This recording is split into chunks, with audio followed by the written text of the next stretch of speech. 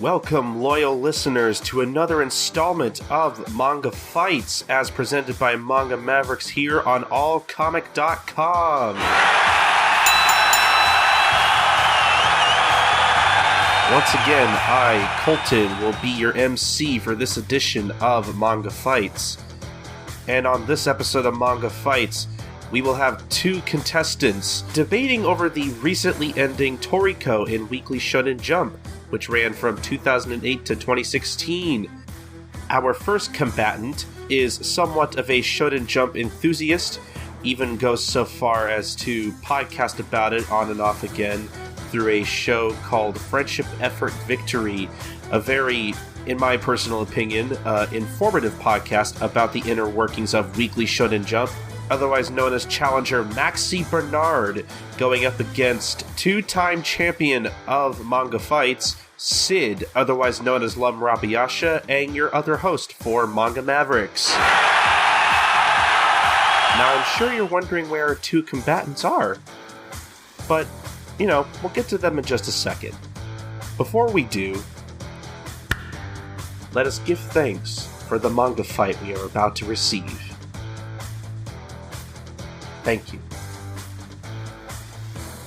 And now, let us feast. This is our third installment of Manga Fights, the Toriko edition.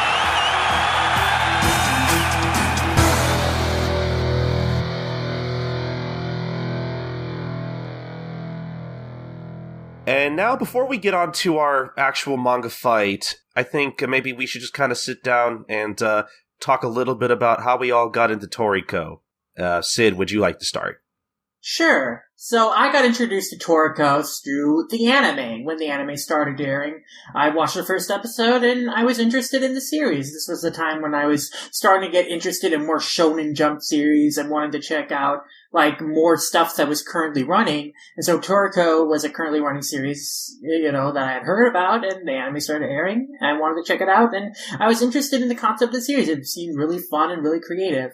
I didn't really stick with the anime for a long time. I only got through the end of when they introduced the Battle Wolf and right before Regal Mammoth.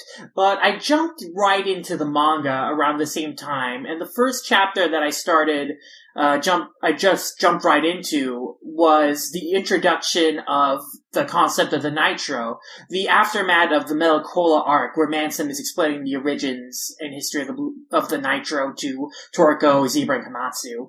And I really didn't read the backlog of the series for quite some time.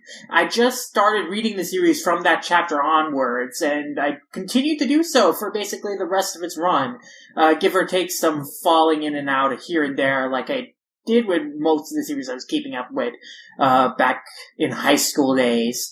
But I would basically have kept up with the series since then, and Toriko was one of my favorite manga to read week to week for quite a few years. 2012 through 2013, I would have called it my favorite manga of both of those years. First half of 2014, I really enjoyed it. And then I would also say this year, 2016, it's probably my favorite thing I was reading all year. And so, yeah, I really love Toriko, and I really enjoy the ride keeping up with it. And I've had a great time with the series, and I am looking forward to debating with Maxy on it today. And so, Maxy, what is your history with Toriko? So I started reading Toriko basically as it came out in Japan. I've been reading illicitly online from about 2006 onwards, shameful as that is. And 2008 was that sort of year where that sort of way of doing so became much more accessible and open due to sort of online reader sites. Again, despicable, but really useful if you're a teenager with low morals. Yeah. Which, again, I'm ragging on them, but that's me ragging on myself more than anything. And, that was really just, this fascinating thing. It read like a modern version of a throwback. It felt like because it had muscles, it felt inextricably connected to to Fist of the North Star, to Cobra, to all these sort of late 70s to mid 80s action series that had existed in Jump back when it was less about, like, teens being cool and more about men being really manly and ripping off whatever films popular in Hollywood at the time. And Toriko definitely had a lot of that feel while still being, like, madly unique and interesting.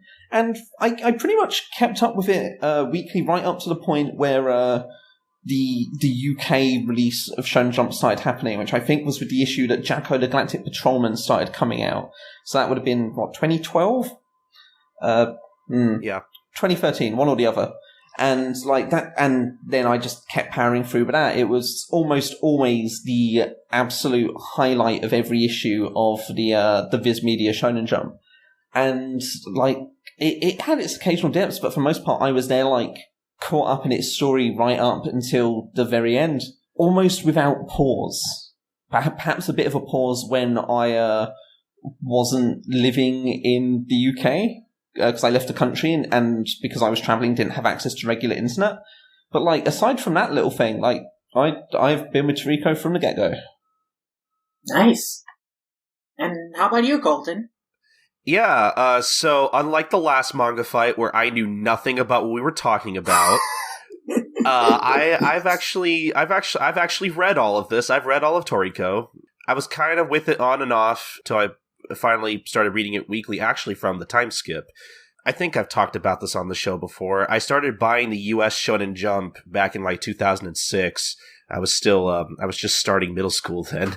I had bought it for a while, and then there was like a year where I just didn't buy it for some reason. I don't even remember why. It was probably because I was probably either spending all my money on One Piece and Naruto, and that's probably why I wasn't probably wasn't buying Shonen Jump back then. But I picked it back up in 2008 just because I hadn't read it in a while, and that first issue I picked up back in like 2008 what actually included the second chapter of Toriko. It was like the second chapter out of like a 3-chapter preview they were doing in the magazine at the time. So my first exposure to Toriko was Toriko's fight with the Garawa Gator, which is probably still one of my favorite things in the entire series. Not just because it's cool, but probably because of nostalgia, honestly, because I really look back fondly on that.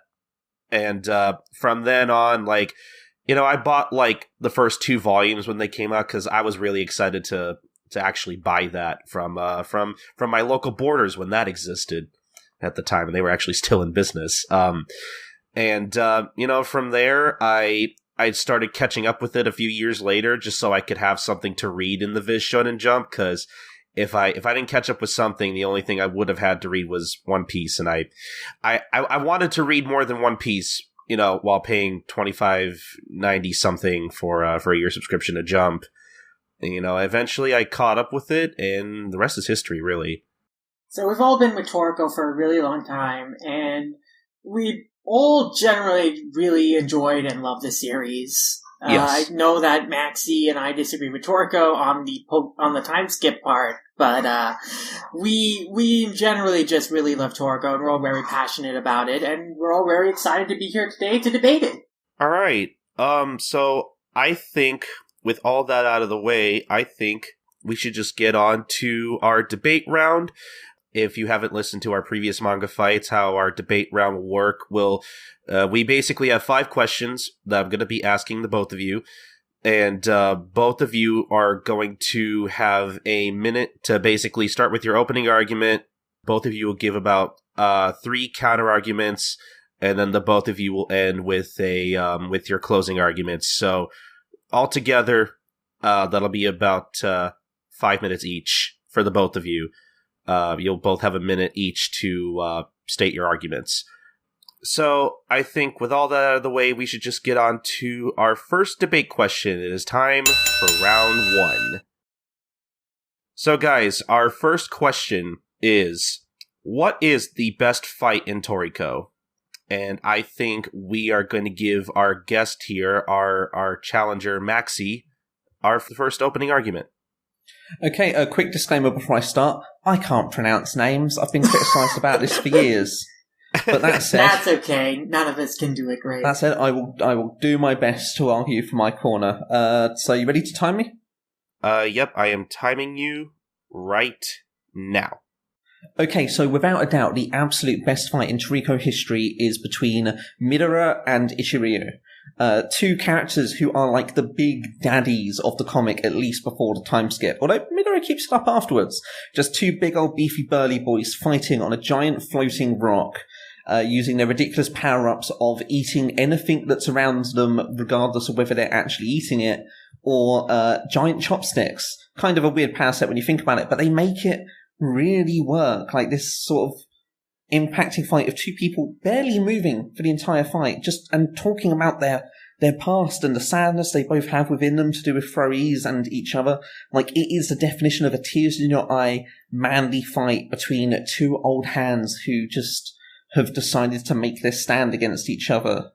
And, like, everything that comes out of it, including, like, the mass destruction of the world inflicted by Midora, is, like, this long-lasting, important impact that just changes the comic as a whole. All right, time up. I did my best. All right, Sid, what do you think is the best fight in Toriko? Your time starts now. Midora versus Ichiryu is indeed a great fight, but I think if you ask any Toriko fan, well, just the general Toriko fan base, there is going to be just one answer that is high above the rest, and that is Toriko versus Tommy Rod. This fight is genuinely legendary. Tommy Rod is this creepy as hell villain who Shimabukuro draws in just the most brilliant of exaggerated ways, and the fight Toriko has with him in Ice Hell is absolutely brutal. Tommy Rod has all these bugs attacking and ripping shreds of Toriko's flesh off of him. It pushes Toriko to his limit, as, you know, not only does he have to deal with all these bugs, like, shredding him apart, he's, you know, freezing to that too. And it's just an insane fight that is incredibly intense. And everyone, of course, remembers all right, the most... Do they remember? All right, Maxy, your counter argument? My counter-argument here is real simple. Tommy Rod is real cool. The fight is real good. But here's the thing. Have you read Hunter x Hunter? I think you might have. You might have even watched Hunter x Hunter. And you know what Tommy Rod is? He's a chimera ant. He's not a Toriko character. He's an ant from another series. He snuck in. Yoshihiro Togashi, he was on hiatus and he said, you know what? Here, Mitsutoshi Shimabukuro, why don't you take this off my hands? It's a chimera ant. Make him do weird bug stuff. And he went, sure, I will. And that's how the entire fight went. Sure, there's all this cool shivering stuff and this great thing about a giant icicle containing the century soup. But no, Hunter x Hunter character as a villain. How weird. That's actually my whole argument. All right, go ahead, Sid.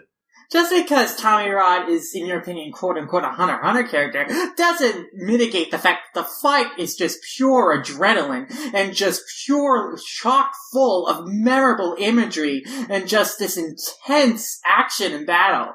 And the way Shimabukuro draws Tommy Rod, that is pure Shimabukuro. It is not Togashi. Like, Tommy Rod has just this amazing design and just this amazing expressions, and you are intimidated by him, and you are grossed out, creeped out by him. Every expression is made with bugs coming out of his face, those creepy eyes, like that weird bold cut he has. Like, Tommy Rod is just an insane villain. He's an incredibly memorable villain. But it's not the villain himself that makes the fight so memorable, it's just all the incredible action it has.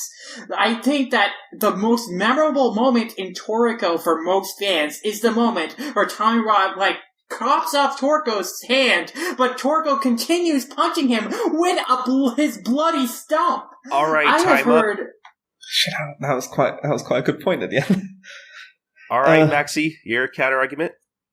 Okay, so here's the thing, right? You can argue for how great that's how brilliant it is. It's intrinsically un-Toriko, because Toriko is a series about big, beefy daddies having big, manly fights that become amazing Barra fan art down the line. And what's Tommy Rod? Tommy Rod's a waif. He's a bit too thin and gangly. He is Hisoka. He's not at all like that, but I'm sticking to my little Hunter x Hunter angle here.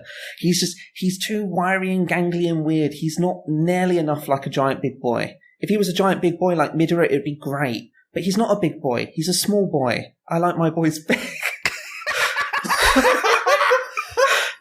He can't vomit up meteor spice into the air and destroy the whole planet and then do it again later in the series and fix the planet. That's ridiculous. Tommy Rod, he hasn't got a mouth big enough for it. It's terrible. He's not good enough.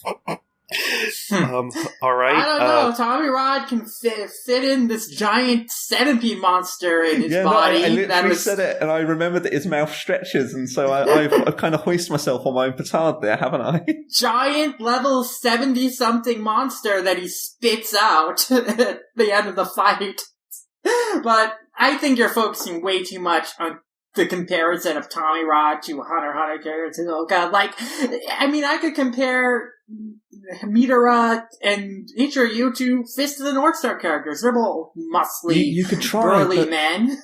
The problem there, right, is that Midora has loads of hair, and the characters in Fist of the North Star, they only have a bit of hair. It's not the same. I don't know, Toki has a pretty rocking do. Perhaps. Some other characters also have pretty good hair, like Shin. It might sound like I'm not taking this argument very seriously. Let me assure you, I will fight to the death. That's right. Tommy Rod just isn't good enough. Like Toriko and Tommy Rod were fighting almost to the death. Except for they're both alive at the end of the series. Midora and Ichiryu, they're dead at the end of the series. They were devoted to it. They committed. I don't know. I don't think we ever saw Tommy Rod survive at the end of the series. I think Joie may have actually killed him in Grimpatch, but that's an argument for another time. You can't kill Grimpatch, though. He's the best character in the whole series. Well, he has a giant straw. We don't see them at the party at the end, so who knows? But the point about the Toriko and Tommy Rod fight is that it's not just that the villain is so iconic, I think, in the minds of the fan base. But it's not only that, it's just that there's so many memorable scenes. Besides the Toriko punching Tommy Rod with his stump, you also got the moment where Tommy Rod's bugs swarm all over Toriko, and they flutter away, and it looks like Tommy Rod's bugs have eaten Toriko, and that's how a chapter ends. And so you're like, oh my god, what happened to Toriko? Did Tommy Rod really? Holy crap! But then you get this moment of awesome in the next chapter when you find out how Toriko escaped that, and then what really happened, and then you continue with the awesome fight, and with Toriko luring Tommy Rod into his trap, and then punching Tommy Rod with his spike punch, and it's sending him back flying. It's an amazing sequence. It's just an amazing part of that fight. Oh, all right. All right. Let's go ahead into closing arguments. Maxy, you first.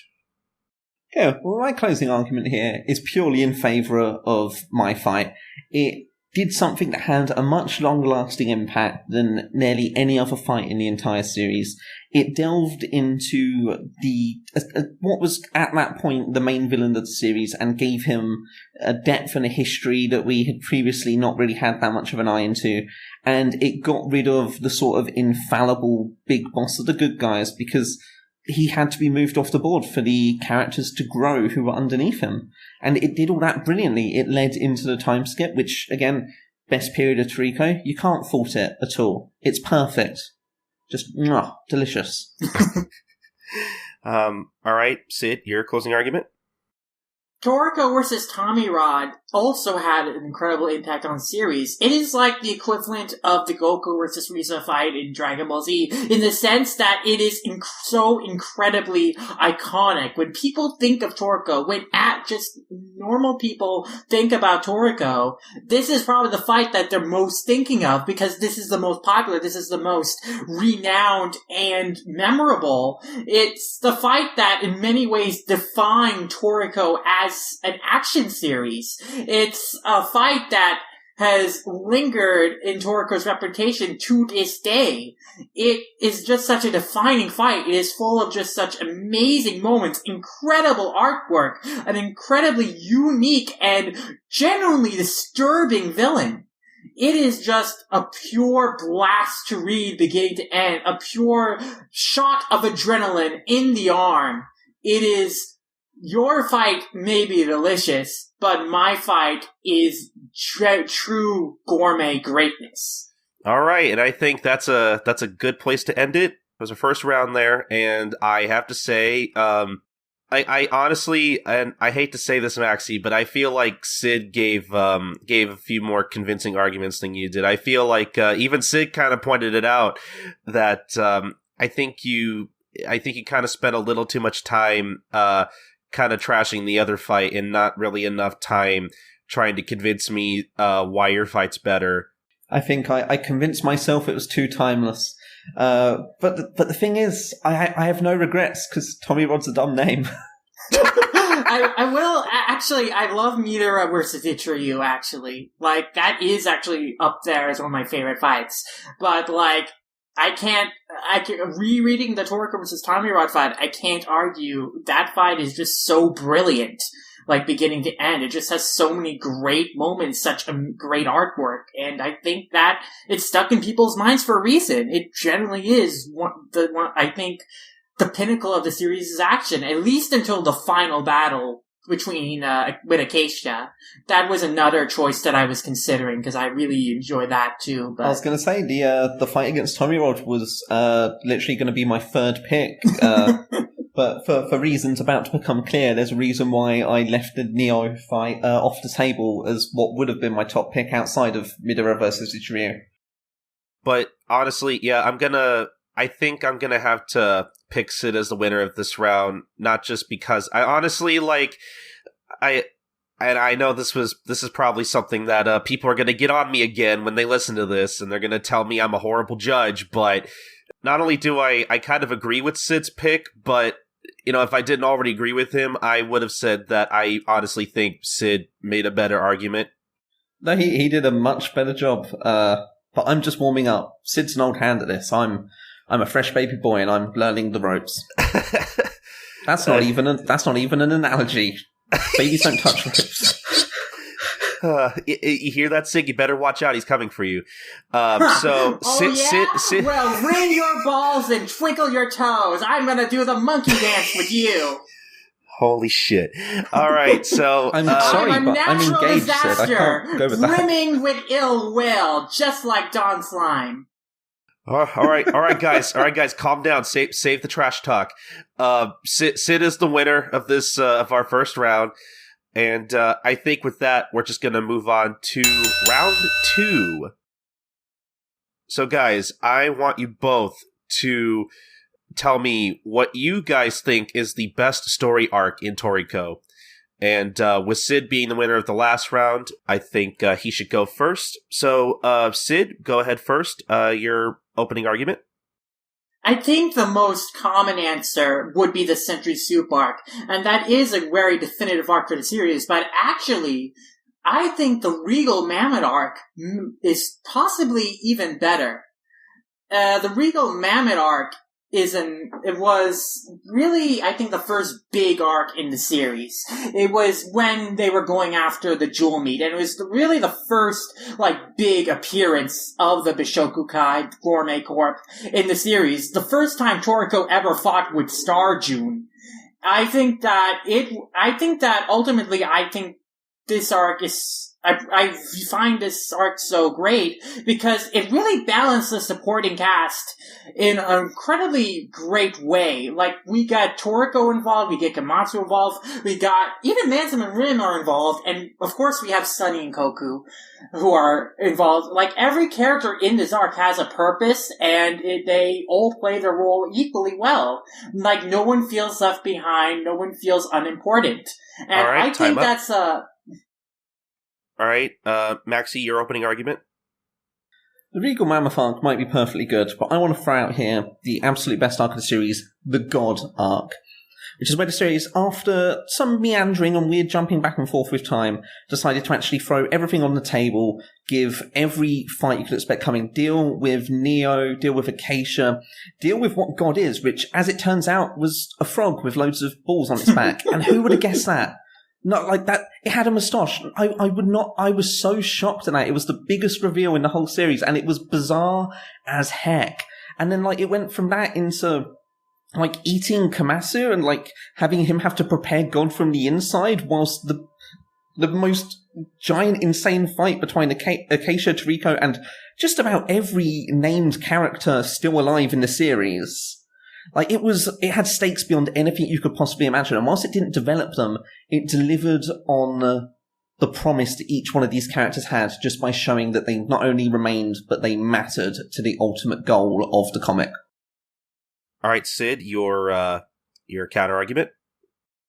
The God arc was a lot of fun, but when I think about what I want out of an arc, I want a really great balance of story, action, character development, and I want everyone to play a role, and I want to have a satisfying payoff to each of their role. I think a big problem I have with the God arc is really that so many characters really fell by the wayside and didn't really feel like they had an influence. The Four Kings, probably the most famously and disappointingly so, felt like such an afterthought in the final arc, where most of the attention was placed on really just Toriko and Midora. And while those are great characters, and that was probably where the attention was most due, I did feel really disappointed that supporting cast got such the shaft. Whereas in the Regal Mammoth arc, this is an arc that employs the supporting cast to just great extent. We get the introduction of Man-Sun Rim and Sunny in this arc, and they all have great roles to play in this arc. They all act and contribute to the getting the jewel meat and to fighting against the Bishoku Kai. All right, we also time up. get Terry, who... All right, Maxy, your counter-argument? My biggest counter-argument here is that I can't actually remember anything about the Regal Mammoth arc. Like, it may have been one of the biggest opening stories, but it did not prey on the memory, like, at all. The things that Toriko accomplished afterwards, even after that initial open arc, just didn't compare, whereas God, whilst it's fresh enough that I might be slightly biased, it managed to stick the landing on so many things, including, like, the fight between Starjun and Joie, like, that in particular, because it's not a story about the Four Kings anymore. It's become a story about two brothers who don't know their brothers facing off against peculiar enemies that turn out to be the body of their mother and also their dad combined with a weird creepy alien. Like, it becomes a family story with the weird sort of adoptive father figure of sorts in Midora helping them out and ultimately protecting them from complete failure. It's like, it's a touching, heartfelt angle that you're not really given elsewhere in the series outside of the flashbacks with Acacia, which in turn is a nice mirror to what you actually have there, is that this new group of people, once the Four Kings are also there, like Toriko and Starjun alone, represent the next generation. All right, go ahead, Sid. But I think when you revisit the Regal Mammoth arc, you can find out even more to appreciate with that benefit of hindsight and knowing the relationship between Toriko and Starjun. It's an arc that has improved as age has gone on, and it's a little bit too early to really determine, like, the ultimate legacy of the God arc, or, like, how we're going to look back on it once, in a few years' time. But with the Regal Mammoth arc, like, you can go back to that first fight between Toriko and Starjun, and now, knowing that they're brothers, that fight has entirely new and awesome meaning to it. The fight was already incredible, but now that you have the context of what happens later on in the series, the events of that fight and just the arc as a whole are incredibly improved. And going back to just Toriko as an overall series, like, the Regal Mammoth arc doesn't just develop some great characters, it has some fantastic monster designs. Like, that plot of the arc is Toriko fighting their... Alright, Maxy, your counter-argument? Ultimately, this comes down to two very different perspectives. It's either the benefit you get from seeing the pipe laid early on in the story and how it's transformed by later events, which is fine. That's often one of the best reasons for rereading something. Or whether you want to see the payoff to all that stuff that has been built up in the background over years. And whilst I'm one for enjoying seeing little details early on, like that actual revelatory moment where you get to go and see where everything was leading, get to see how much effort was put into delivering on this ultimate climax. I mean, sure, there were a couple of chapters after the God arc, but this is really the climax of the series, and it delivers on most bits of potential that were laid out. Not everything, because frankly, Toriko wasn't ending the way it could have. But it did still deliver on so many pieces of work that were laid out earlier in the story. Not least of which the true stuff to do with Acacia, to do with Air and the other beasts. No. The 8 Kings? No, not the 8 Kings. My brain's fired itself a little bit here. The Neo. Is that right? Oh. No, Neo? Yeah, Neo. No. Yeah, let's go with that. But yeah, the plan of Acacia and Air and another and all the other weird little bird-faced people to deal with Neo, and that's neat. All right, I buggered that up there, didn't I? That's bad because I completely forgot what the species of the bird-faced people are. Nitro. Nitro. Good God, that I have a piece of paper with everything's names on it. I still forgot that. All right, Sid, your counter argument. I think that the Regal Mammoth arc captures everything that's awesome about Toriko, not just from the action and characterization and development, but also in terms of its creativity. Like, the setting of the Regal Mammoth arc is a lot of fun because Toriko and Co. have to travel through these crazy locations in order to find the Regal Mammoth. Like, this cavernous mountain, these woods, like, it's a real trip. And not only that, but there's just some fantastic monster designs in this arc that get introduced. Like, the Obasaurus is a lot of fun and has this great gag where it's, obeys its the master, whoever it thinks it's strongest. So first after Toriko beats it up, it's obeying him. Then after Starchin beats it up, it obeys him. And then after Terry beats it up, it starts to obey it. And then that's who it follows for the rest of the series. Obasaurus is great. But besides Obasaurus, you get Rubanda, who's creepy as fuck. But yeah, just some great monster designs in this arc. I said time up. Yeah. All right, Max, I think that's a DQ. My final argument. Okay, let's see. No, this is your counter argument. Have I still got another counter argument? Just one more. Just one more? Yep. Oh. I'm not sure if I've got much in the way more to go and say in the way of counter-arguments. You've given a very convincing case for an early story that I had previously dismissed. But I think ultimately what it comes down to for me is that whilst it is full of ideas, full of interesting monster designs, what God as an arc presents is a culmination of ideas. It's the point where Shimabukuro, he's learned how to present so many ideas in single chapters. No matter how wordy it gets, it's still relatively accessible, even if it does start going a bit high concept at times, and manages to actually just be the pure id of the author, just saying, I want to do this, I want to do this, I want to do this. And whereas earlier storylines had kind of failed to deliver on this properly, God had actually managed to turn around and say, okay, that's the stuff that didn't work in another because we weren't really focused enough and we skipped ahead and stuff. Here is that sort of story, but done correctly and in the true style of a battle manga. It's real good.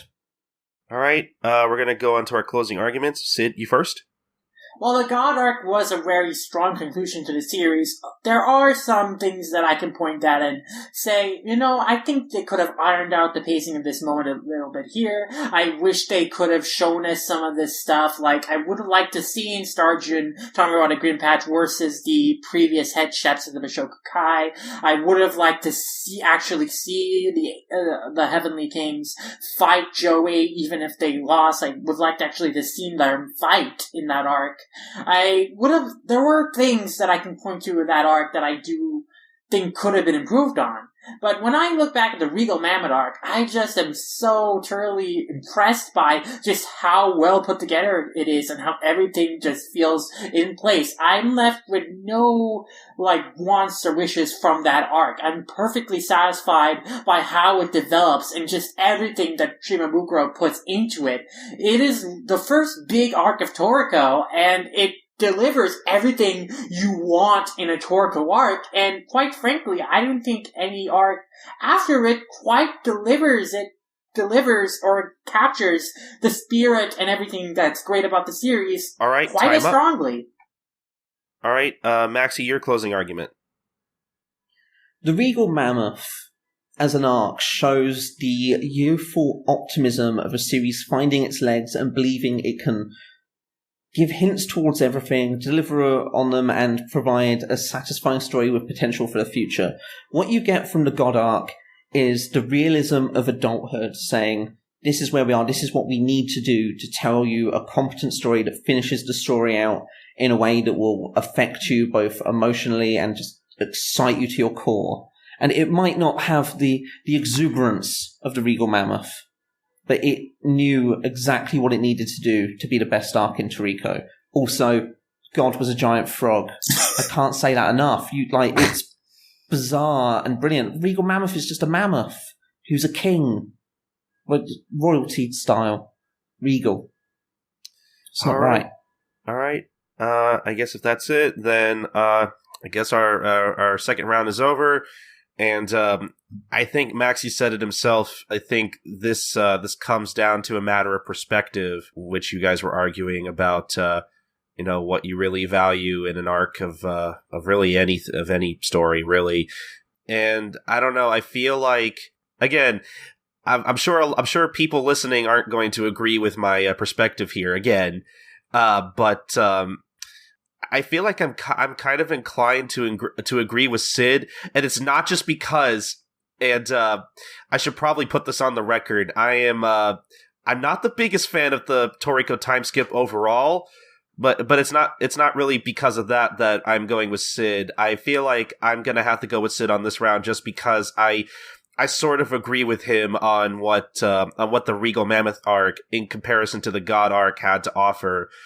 I mean, overall, sure, God I thought was a fine conclusion, though I also kind of agree with Sid that maybe it could have been a little bit more than what it was. But I feel like I agree with Sid, especially say on the point of the Four Kings being so involved in how just really in how involved they were with the story and how they all had their time to shine. I mean, granted, Zebra wasn't introduced in the story yet, but with what of the Four Kings we had at the time, I still think that I agree with Sid that characters like Coco and Sunny had a lot of time to shine, and even side characters like Mansa and Rin even had some involvement there in the arc. Whereas in the God arc, I also agree that they were very heavily sidelined, and I was not a fan of that at all. That's probably, I think, one of the biggest sins of the time skip, in my opinion. So, again, this is truth. I was willing to concede the argument at the point I forgot what the Nitro were called, because that was shameful. I lost on that ground. My brain completely skipped, and I just lost all pace. Oh dear. So really, based on the fact that I kind of agree with Sid's argument a little bit more, I am going to have to declare him the winner of this round. I'm happy handing it over to him just to check. So the Regal Mouth, that literally has the whole thing where Toriko gets punched through and only really survives because he gets to put the jaw meat in his mouth. Is that right? Yeah, I think so. Yeah. Okay, so I finally remembered it. So I'm okay with losing that one because that was a good moment. I will say that I do agree with a popular opinion that Century Soup was probably the best arc, but I think Regal Mammoth is just incredibly underrated. It's definitely up there in my top 3 favorite arcs from the series. I feel like on a very real level, if we were being completely honest with a lot of these arguments we're going to have, Century Soup would probably be what we both argue for in most sections. Yeah. Because you can fit it into a lot of these arguments we're going to make. Yeah, and especially since I just argued Toriko versus Tommy Rod for best fight, I didn't want to argue a Century Soup thing again for best arc, so I wanted to do something different, and I wanted to choose Regal Mammoth just because I think it's so overlooked because Century Soup comes after it, but Regal Mammoth really, in some respects, it does capture the best of Toriko even better, even if what Century Soup does for the series ultimately puts that higher in my book. Yeah, honestly, I kind of have to agree, too, that Century Soup is personally, I think the peak of Toriko. I hate to say this, I don't think Toriko really gets any better than that. Not that I think that the rest of the series is bad, but Cooking Festival is pretty close. That's probably my second. Yeah, Cooking Festival is close, but I think if I had to, just kind of off tangent here. If I had to rank my arcs, like my top 3, Century Soup would probably be my first favorite. Cooking Festival would probably be my second, and then Regal Mammoth would easily be third, at least. Yeah, that's basically how I ordered them too. But I think we should move on to round 3. All right, guys. As we all know, there are some pretty awesome monster designs in Toriko. A lot of them fans submitted, which is pretty cool. So I want you guys to tell me what you guys think the best beast/monster design is in all of the series. Your opening argument, Sid? There's so many great designs in Toriko. It really is kind of hard to choose. But if I have to go for a character design for like a beast animal creature that I just absolutely loved the first time I saw it, it has to be Bambina, the Monkey King. Like, Monkey King Bambina just has this great, really wonderful design on him. Like, he has so much personality. I just love his goofy face and grin, his, like, purple lips, his, hair that's all over the place. I just, as in terms of a fun, memorable design, I just think Bambina was one that really struck me the first time I saw it, and I think it's a large part on why I love that character so much. All right, Maxy, your opening argument? Now, the Monkey King Bambina was going to be my choice as well, but that's fine, because I'm going to go and tell you guys about Terry.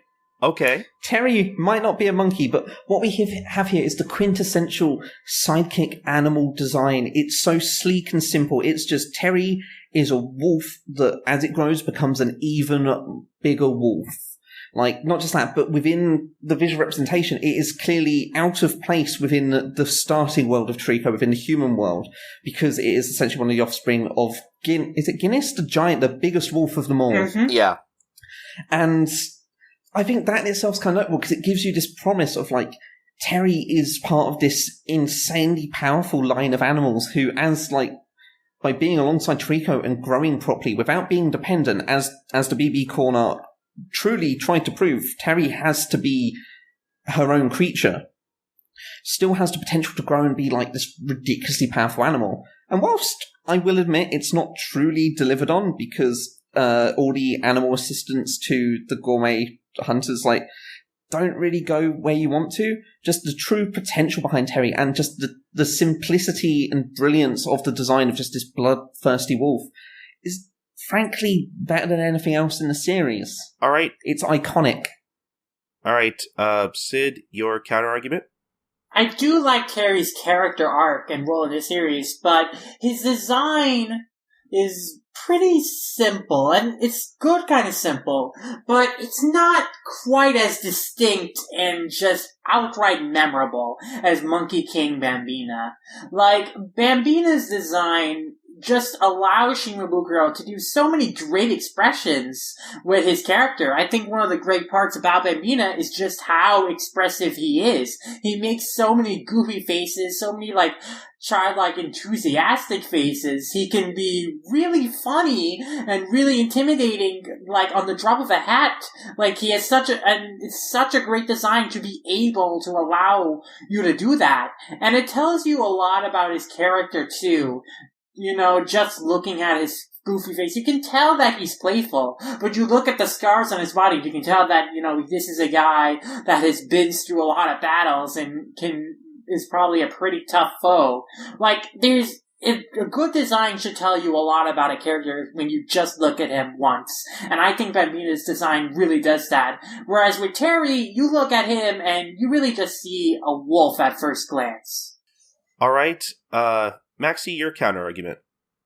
You're making a mistake of assuming that simplicity is in itself a negative trait compared to complexity. The problem that Bambino the Monkey King actually has as a character is the same sort of problem that 90s comics in the West had. Too many lines and too many details make for a character that is incredibly difficult to look at. And if you combine that with the concept of the silhouette test, what you get, rather than a clear, distinct form of a humanoid creature, is just a mountain of spikes with fists at the end. And that's not good design. And the fact that, Bambino changes form, you think, oh, that'll be great. It'll be simpler. And it has less lines. It does. But it's also grotesque. It's like a naked mole rat with a weird little chibi face on it. It's not right. Whereas Terry, just through the sheer simplicity of being this basic wolf shape, and yes, just being a wolf, but a really big and awesome wolf in the tradition of the sort of things you'd end up seeing in the Final Fantasy games, just these big, spiky, vicious, beastly things with powerful legs and a big old tail. Like, it makes for a creature that's instantly recognizable. You know what Terry's about. It's a drooling wolf. It's going to eat someone. You look at Bambino, you go, I don't know if he wants to dance with me, mate with me, or just be a scribble on a page. It's difficult. All right. I do like Bambino. All right. Sid, counter-argument? I think Bambina's second form is supposed to be grotesque and unsettling. When it happens, when it first appears in the series, it freaks everyone out. Like, it's supposed to be like kind of a scary thing. So I think it does its job in that respect.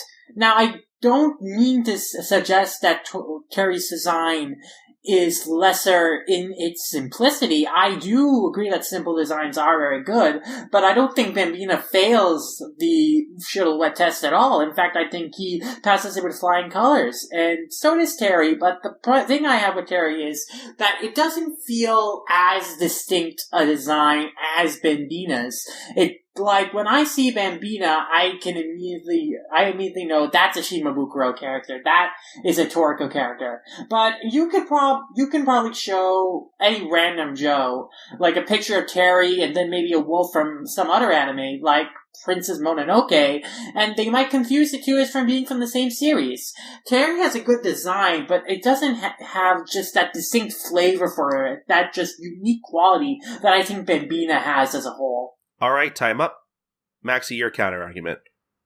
If anything, being recognizable as being a design on the same sort of level as the wolf from Princess Mononoke is a giant plus, because it means to your basic average reader who may have never read Toriko before, who may not know who Terry is, like mid-series, they see this wolf and they go, it's a big, powerful wolf. It's really straightforward. It's really simple. It's got so much going for it on that sort of level.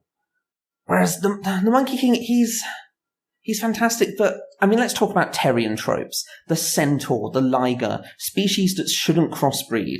The Monkey King goes off and mates with Zongear after his gender changes from eating the testicles of the Monkey King. I'm not saying that that's morally wrong and that we should discard the character as such, but I think we have to remember when it comes to these things, you have to be aware of the questionable content related to a character. And frankly, I don't think Zongear wanted to sleep with the Monkey King, and that's a real worry. I think it's dark, it's sinister, and it's horrific. Terry, if Terry sleeps with anything, it's probably another wolf. And that's as God intended. And God's a frog. Or Obosaurus. They're pretty buddy-buddy. But, yeah. No, I don't, we're not judging the characters, we're just judging the designs, so... I don't think... I believe the argument was just best beast. No, but it was best beast monster design in Toriko. Did it have design in it as well? Wait, in that case, I'll say this. It was not God's design for a monkey to lay with a human with a beard and breast. That's the wrong sort of design. All right, guys, we're getting into a completely different argument. All right. I'm going to fight for this one as hard as I can because I've had to go with my second choice. Oh, jeez. Okay, I think it's time for closing arguments. Go ahead, Sid. Overall, Bambina was a design that stood out to me when I first saw it. I think that when you look at the character, just anyone, if you show it, you will attract a lot of attention because he has such a distinct design. You can tell a lot about his character from his face, from his body, from his balls. It's just such a unique design. It's such a memorable design. I think that it contributes a large part as to why so many people love that character, myself included, you guys included. Bambina is just out of the 8 Kings, has the best design out of all the characters in Toriko. He has the best design. I want a Bambina spinoff. And it's not just because of his personality, but because, dang, that character has such a great design. Perfect for action and comedy alike. All right. Maxy, your closing argument. I want you to think of Sadaharu. I want you to think of the weird penguin creature from Yu Yu Hakusho. I want you to think of Oolong. I want you to think of Yako from Majintante Nogami Neuro. Every strange, weird little animal assistant the main character has is intrinsic to how the series work, and Terry is no different. Without Terry, there would be no Toriko, because Terry sounds a bit like the Tari part of Toriko, so you just have Ko. But genuinely, the iconic importance of the animal assistant characters in shonen manga cannot be understated, and Terry performs that job admirably, even when being sidelined frequently by the various arcs in the series. Alright, well, I'm not gonna lie, this is kind of tough, and it's kind of tough for me because I feel like our argument went to a lot of different places and wasn't entirely focused. I will have to admit, and I won't even lie. Like I love Bambina too. He's probably like my favorite of all of the 8 Kings, but that's also probably because we got to spend the most time with him. I'll be completely honest. But even so, at first, Sid's opening argument wasn't really pulling me in because Sid's argument was literally like. I think one of Sid's arguments at one point was, he has hair! And I'm like, okay, sure, I guess. Pointing out all these different facets of his design. It wasn't really pulling me in at first, and Maxy almost had me with the argument about how simple the design was and how it works. But basically, both of you guys brought up some good points, but I think, like I said in the end, the debate for this topic overall was slightly unfocused. I think both of you are a little guilty of kind of focusing a little too much on character more than design. But with that being said, I have to agree with Sid about his point he brought up earlier about how a character's design should be telling of the character in a way, and a good character design tells you a lot about the character on its first sighting, on its first viewing. And with that being said, I feel like I kind of have to go with Sid on this one again. I have no problem with losing this one because, as I said, and I'm sure we can all agree, because I was going to go with Bambina as well. Like, the Monkey King is 100% the best animal in the entire series. Like, I don't question that at all. But I figured, I'd try my best to not just concede immediately and give an argument for another choice. Hey, if it makes you feel any better, I did a lot of that in the first manga fight anyway, so you wouldn't have been the first one. But I think with all of that being said, I think we should move on to round 4. You guys, you watch me, by the way. We hit the speed round. That's where I'm ready for that. This is nothing. This is pennies. I'm giving these to Sid. Oh, interesting. Well, so you make a comeback then. This is going to be the first manga fight where one person wins every round. But you know, Maxy, humans say there's always tomorrow, and the sun will always rise, but it's not going to come forever. Do you still have these quotes up? Yes, I do. Okay, I want this on record. Sid has an actual list of quotes from Toriko. I think that should say how much he really enjoys the series. Really, how can I hope to compete? Except for in the next round where I will win. I was gonna say, are you conceding victory to Sid? No, because the thing is, right, is even when I lose, I secretly win. So it's fine. Okay, I didn't know that's how debates work. It's like Minority World. You're reversing You're reversing what happens. It's just the power of going into denial. That is pretty powerful. I can't deny that. I mean, it works for all those fans of Bleach on Shonen Jump's Facebook page. It can work for me. Okay, we should move on to round 4. I want you both to tell me what you think the most memorable moment in Toriko overall is. Sid, again, you won the last round, so you get to go first. What's your opening argument?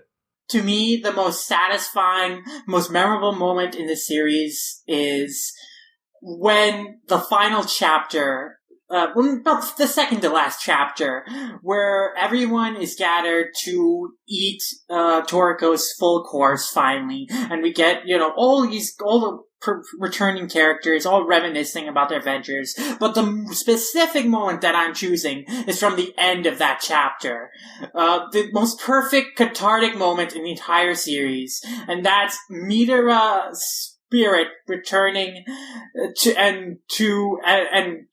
intending Toriko's full course banquet, and he sees a table in the far distance, and gathered around that table is his family, and his mother figure froze, and she tells him, come eat with us, Midora. And you see Midora's face, and he just tears up, and then you see him age back to when he was a child, because deep down that's what Midora really was. He was still just a child, and he goes off and he says, yeah, and finally Midora's full course dream happens. He gets to have a meal with his family again around the dining table, and it's just such a satisfying, such a beautiful moment that is always going to stick with me from here on out.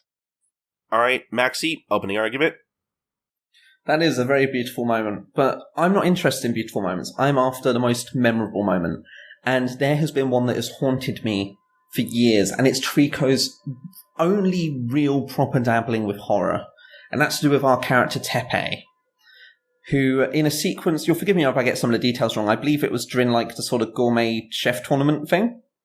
He gets messed with by Joie, which is to say he ends up in a strange sequence where he is beheaded and presented on a platter.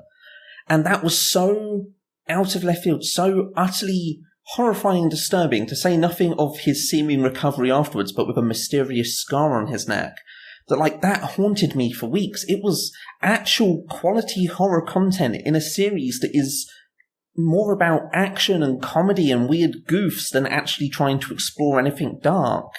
And that it continued to go dark from there, but that's not really relevant to the individual moment. Just this moment of Teppei's head on a platter is one of the most horrific things I have ever seen in a Shonen Jump comic. And it's remarkably bloodless as well. It's so unnerving. I can't say it enough. All right. Teppei gets to have a unique moment. Counter argument, Sid. Teppei's head in a fruit bowl is indeed an incredible image. It is a memorable image for sure, but compared to some of the series' most emotionally affecting moments, I don't think it's nearly as memorable. To me, when I close my eyes and I think about Toriko now, the first images to come to my mind are some of the most powerful emotional moments. They tend to involve Midora, because Midora, quite frankly, has the most emotional and most cathartic and satisfying character arc in the series, and the payoff to that character arc in the penultimate chapter. Those images, seeing Midora de-aged into a child, seeing that image of him running off to join his family at the table, that to me is just so powerful, and that is why it's so memorable to me. And I think that just in the long run, that is a moment that you'll keep coming back to and thinking about. All right, time up. Maxy, counter argument, go. I'm not going to lie, the main reason why I just can't see this moment with Midora as being the most memorable is the ubiquity of these heartstring-pulling moments within the series, where it's constantly trying to make you feel sort of, happy tears and, my heart, it's aching. And they're all fantastic moments, but there's so many of them, and they don't stick in my mind as much simply because there's too many. It's the strange, solemn uniqueness of the moment with Teppei's beheading that just completely jars me, because there's nothing to compare it to within the rest of Toriko, because it stands completely alone. It really does just prey on the memory, entirely. It's almost unreasonable how memorable it is because of its its lack of peers within the 8.5-year run of the comic. All right, Sid, counter argument. I don't think that the horrifying moments of Toriko are any less ubiquitous than the sentimental moments. In fact, Toriko has a lot of horror moments. Like, you can go back into the Tommy Rod fight and where Toriko's body has seemingly been ripped to shreds and eaten up by bugs. You can go to the Monkey King arc where, Sunny opens his eyes and he sees the bodies of his friends in this horribly bloodied, mangled scene, and he just screams out in just horrifying shock and horror. And even earlier during that point in those post-Timeskip part is you get stuff like Toriko being split in half by the Horse King's breath. You get like Toriko and Coco seemingly like dehydrated by food spirits before they enter, the Hex food world. Horror moments happen in Toriko pretty frequently, just as much as the sentimental. And all right, time up. Go ahead, Maxy, your counter argument. I would argue here that there's a sort of weird equating of what would be a scary moment in an action scene and actual tense thriller level horror. Because whilst, yes, there are these moments of like frank gore or loss and terror during the fights, they're all in the framing of an action series of people fighting against monsters and against each other. The thing that makes the Tepe moment so memorable is the fact that there's none of that. Like, it's mind-meddling on the level of Chris Claremont and his Uncanny X-Men run. It's the adjusting of a human being through a traumatic experience that is so out of framing with the action antics associated with the main series that it is up there with one of the most historically relevant comic books in the Western world, whilst also still being a unique creation of Eastern comics. And that's a global impact its own way from what is surely just an incredibly small moment that only takes up a few pages over the course of 2 chapters? That's phenomenal. That is the sort of thing that should be written about in detailed essays. It won't, because not many people are going to write detailed essays about Toriko, but if there was any justice in the world, then that would be the moment they pick on. All right, time up. Sid, your counter argument. I don't think that just because the moment feels out of place, it feels like jarring. It definitely does when it happens, and that contrast is good for sure when it happens. But I don't think that alone is enough to make it the most memorable moment in the series. I think that ultimately when you reflect upon Toriko, reflect upon the journey, I think the events in that final chapter, second to final chapter, encapsulate kind of those memories and kind of everything you love about Toriko. And specifically the closing of that chapter, that sequence with Midora, to me, that is like the emotional peak of the series. That is like the biggest emotional payoff to the entire thing, and that's what makes it so memorable to me. That's why it's stuck with me weeks after I've read it, and I just can't stop thinking about that moment. Like, that chapter, those final pages, they really are emotionally powerful and affecting, and I think that sticks in my mind and heart more than that one image, which, while cool and while very, very disturbing, doesn't have as much going beyond that, I feel. All right, time up. Maxy, your counter argument. I feel like here this is, again, it's a question of 2 very different sorts of things for what you classify as memorable. And whilst the final moment for Midora as a spirit is, frankly, one of the most emotional moments in the entire series, I think it's not had the time to breathe yet to see whether it's truly memorable. It is at this point, a month old at most. It's not had the time we need to truly understand its relevance. And it could be one day.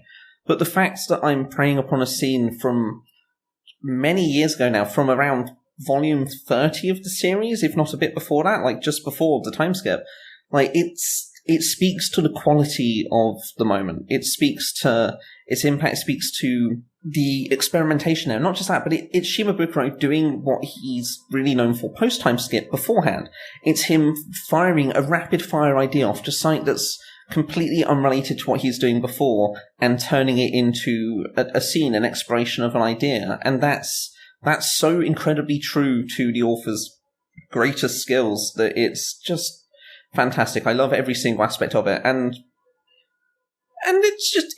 I like Teppei too. That's really it, man. All right. Not much more to say to that. It's a very short moment, so all right. I've not got a lot to work with. All right. Closing arguments. Sid, you first. Basically, while Maxy, you do make a good point about my moment being only a few weeks old. I think that when you look at just general fan reaction to it, even from people who really weren't into the final years of the series, people were really genuinely affected by that moment. They felt the emotion in that scene. They felt for Midora as a character, and they felt for that chapter. They felt for the ending of that chapter. I think that speaks to the power of the moment and how it will, and the legacy it'll leave as the years go by. That moment is so strong that even people who were disinterested or dispassionate about Toriko in his final years felt genuine emotion and emotional catharsis during that scene. I think that speaks to its power. All right, Maxy, your closing argument?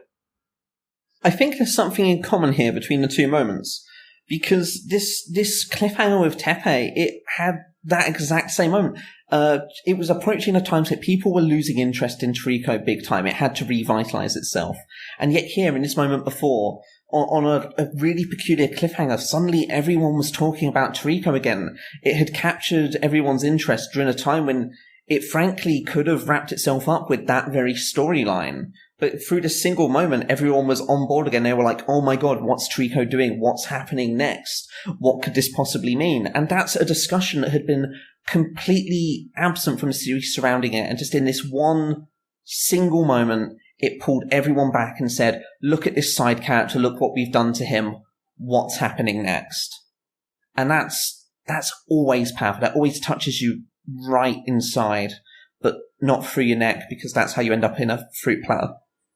Well, I know we've already said our closing arguments, but it's worth pointing out that that moment with Teppei happens before the cooking festival arc happens. So, I ballsed up my tongue. I told you I'd misremember a detail. Yeah, it happens at the end of the 4 Beast arc. And the fan reaction to that arc was pretty positive. People were very into it. I remember the reaction. People were positive about the 4 Beast arc? Yeah. Who were you interacting with? It's funny because... Well, in my circle, people were pretty into it. Oh yeah, your circle. I wouldn't know them. They're from Canada. I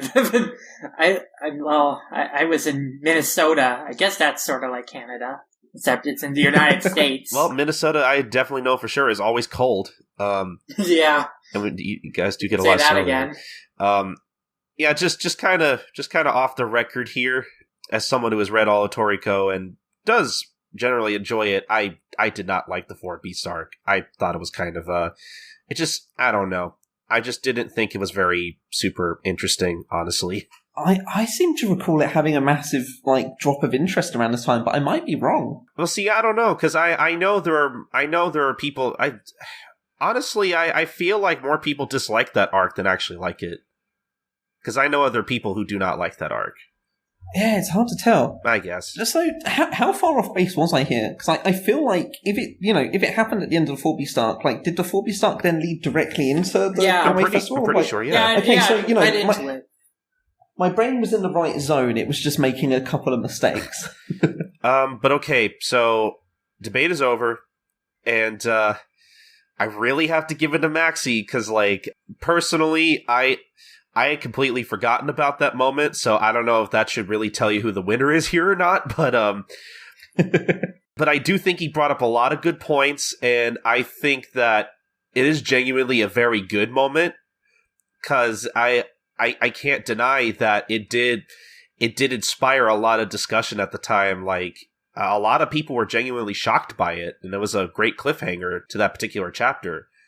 But I do have to kind of give it to Sid, because I think, while I do agree, it's probably too early at this point to say that Midora's cathartic emotional ending to his character arc is, memorable, because, it's still very fresh in our minds. I like to think that about a year or two from now, I'm still going to remember that moment. And I think that counts for something. So, I am going to have to give it to Sid. So I thought I had a trick in aiming for a pre-time skip part. I thought that was how I got you. I'm surprised neither of you went with that kind of that mind fuckery that Shimabukuro had us go through, where Bambina had supposedly killed off all of the kings except for Sunny. I thought, honestly, I probably would have remembered that moment a little quicker than Teppei's cliffhanger from before the time skip. Honestly, I did consider it, but I feel like the moment ran a little too wide to count as a single moment in my mind. And also, it does just come down to the fact that, like, with this weird thing of Teppei getting beheaded metaphorically, but also possibly physically, that, like, it's weird how much is stuck in my mind, and it might just be me, but, like... No, I mean, I think it's a really memorable moment, too, but my choice is... the ones I was... Did they do it in the anime? I don't know if they did. I didn't watch that far in the can't anime. imagine they did, but I only just realised that I didn't even think about that. But the moments I were thinking of were more like sentimental, just because I'm a sentimentalist. So, I was basically the two moments that I was debating back and forth on was that like final sequence in Midora at the end of the penultimate chapter, and my second choice was Midora telling Joie his full course meal as he's defeating her. Which I thought was just another amazing moment. Yeah, that is pretty good. That would have been a good one. Honestly, if you'd have gone out, I probably would have just completely stopped there. Yeah, so honestly, I kind of wish I did debate that one, but both are just amazing moments to me. And the second to last chapter of Toriko is probably one of my favorite manga chapters of all time now, and one of my favorite manga endings of all time now. So I know it's not one of our arguments, but I just want to throw this out here. Is Midora the best character in Toriko? Yes. Yeah. Like, I'm pretty sure he is. Like, that's such a weird thing to consider, but man. He's probably arguably the most developed. Definitely. And it's so sad. Oh, yeah. I think for me, it's so satisfying that I think everyone now seems to agree about that. Because before, I felt kind of alone in loving Midora so much. Like, back during the cooking festival. But now everyone seems to be like, yeah, Midora, he's the best character in Toriko. I love that guy. So that makes me very happy as a longtime Midora supporter. It helps that he just has an excellent design, both when he's young and when he's old. It's just, like, really impacting. Mm-hmm. Most definitely. And of course his character arc is just great. So there you go. See, this is how I'm making up for losing the arguments, is I'm just bringing out things that we can agree on. Yeah. All right. Friendship wins. All right. So that is the end of round 4. Sid has won that round. We are going to go into round 5. So for round 5, I think we should make round 5 a little more interesting. Oh. Just to get out of the way, round 5 is basically where Maxy and Sid would have argued whether Toriko diminishes in quality after the time skip. And I'm going to be completely honest here, guys. I'm just going to pull back the curtain. Neither of these guys really think so. Yeah. They both like the time skip. I think I have gone on record many times on other podcasts and on Twitter saying that I think the time skip overall is not very good. So what I think we should do here is I'm the judge, and I think I'm going to change up the rules here a little bit. I'm going to make things interesting. So I think what I want to happen here is I want both Maxy and Sid to team up, and I want them to argue with me about the quality of the time skip of Toriko. And then if we win, then who judges the fight? That's the best thing. You're gonna have to fight against the judge. So it's already super biased. If even one of these guys can convince me that the time skip is good, I will officially declare a tie for the debate round. Okay, sounds good to me.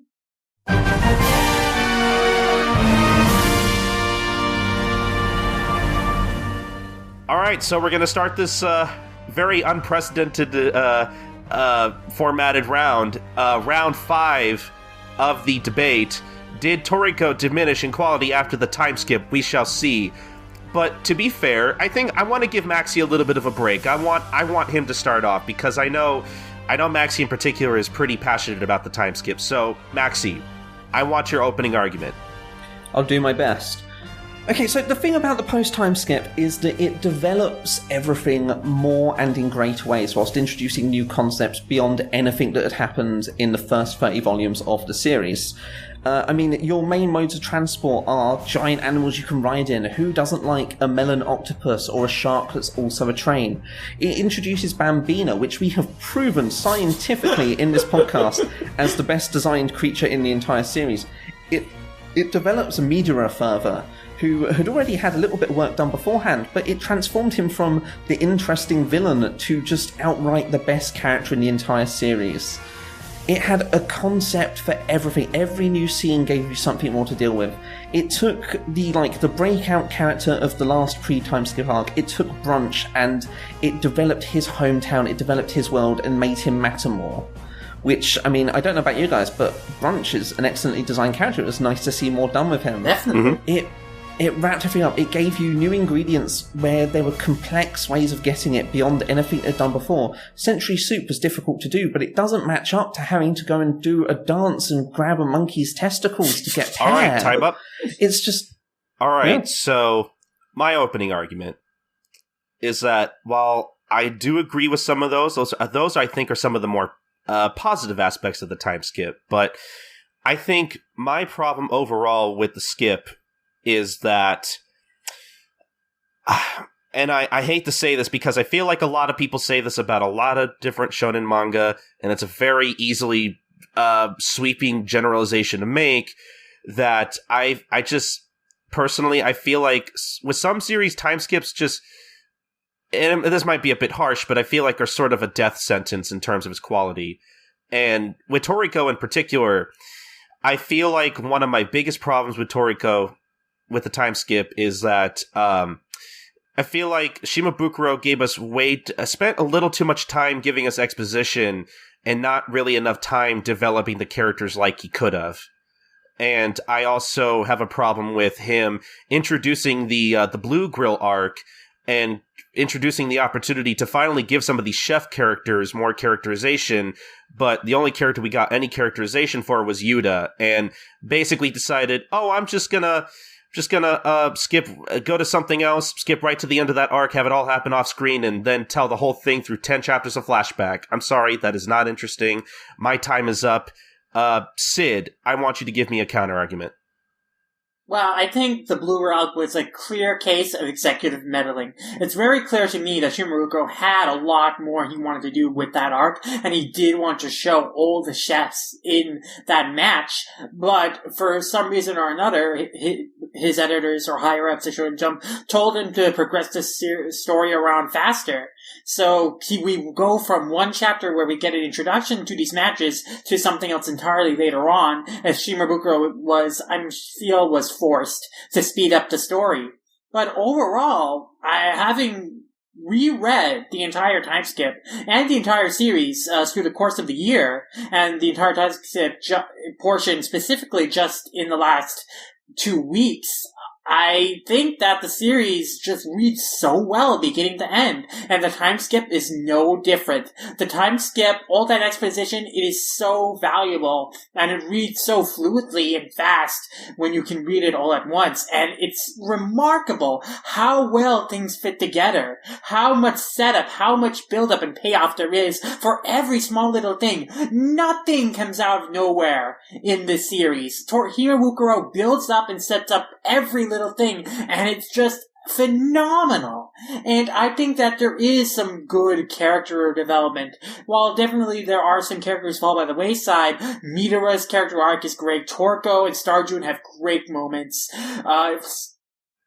Komatsu and all right, time up. Take have great stuff. Lots of great characterization in there. So I will agree that nothing in Toriko just kind of comes out of nowhere. I cannot disagree that Shimabukuro, I think, really other than Oda, probably is the most organized manga author I've ever come in contact with. I really do think he's genuinely very good about foreshadowing a lot of neat little plot threads here and there, and I think for the most part are delivered upon very well. But just going back to the exposition, like, I do agree that maybe if I marathoned the time skip, especially like post the pair arc, I feel like I'd probably be able to take in a lot of it a little bit more. But I'm sorry, reading it week to week, there were just times where, like, I felt like Shimabukuro gave so much exposition in one chapter that, like, you know, there was so much to, like, I feel like there was so much to sink your teeth into, like, every other chapter that, like, I feel like he gave us so much exposition every other chapter that, like, it's hard for me as a reader to kind of, like, I guess, quantify that and take it all in. It's just, I feel like I wouldn't have had such a problem with the exposition if I personally, as a reader, I just felt like it was too much for me to take in and remember, because I'm so busy trying to remember this thing, and then I have to try to remember this next thing, and then I forget about that thing. It's just, overall, I just felt like it was a lot to keep up with. My time's up. Maxy, you give me your counter argument. I'm going to defend Blue Grill. Okay. You watch me do this. Because what we get here from Shimabukuro is an attempt at doing something different with a weekly narrative, and whilst it can be hard to follow, it's still almost completely unprecedented to have jumped ahead and said, I need to chop this out because I need to start wrapping up the story, but then go, actually, I'm now going to jump back and give you these details as they're relevant through a flashback arc. And that's fantastic. That's completely unprecedented. It doesn't work, but as a, like, creative experiment, it's completely phenomenal. Shimabukuro was willing to take the risk there. Even if it didn't work, it did something. And, you know, you may say, oh, they didn't manage to develop all the chefs like they could have in the Blue Girl arc. But the development they did do with Yuda, that's some of the best I've seen in the entire series. They took a character who was a one-note joke of just, 1 millimeter, which was, you know, it was funny. It was a good joke. And they made him into, like, one of the most hyper-competent and interesting chefs outside of Komatsu himself. Like, that's a heck of an accomplishment. And I think it represents the willingness of Shimabukuro post-time skip to actually delve more into his jokes, into the most basic of information, and turn it into something fantastic. All right. I do agree that as far as experimentation goes, you know, I guess I am glad he at least tried.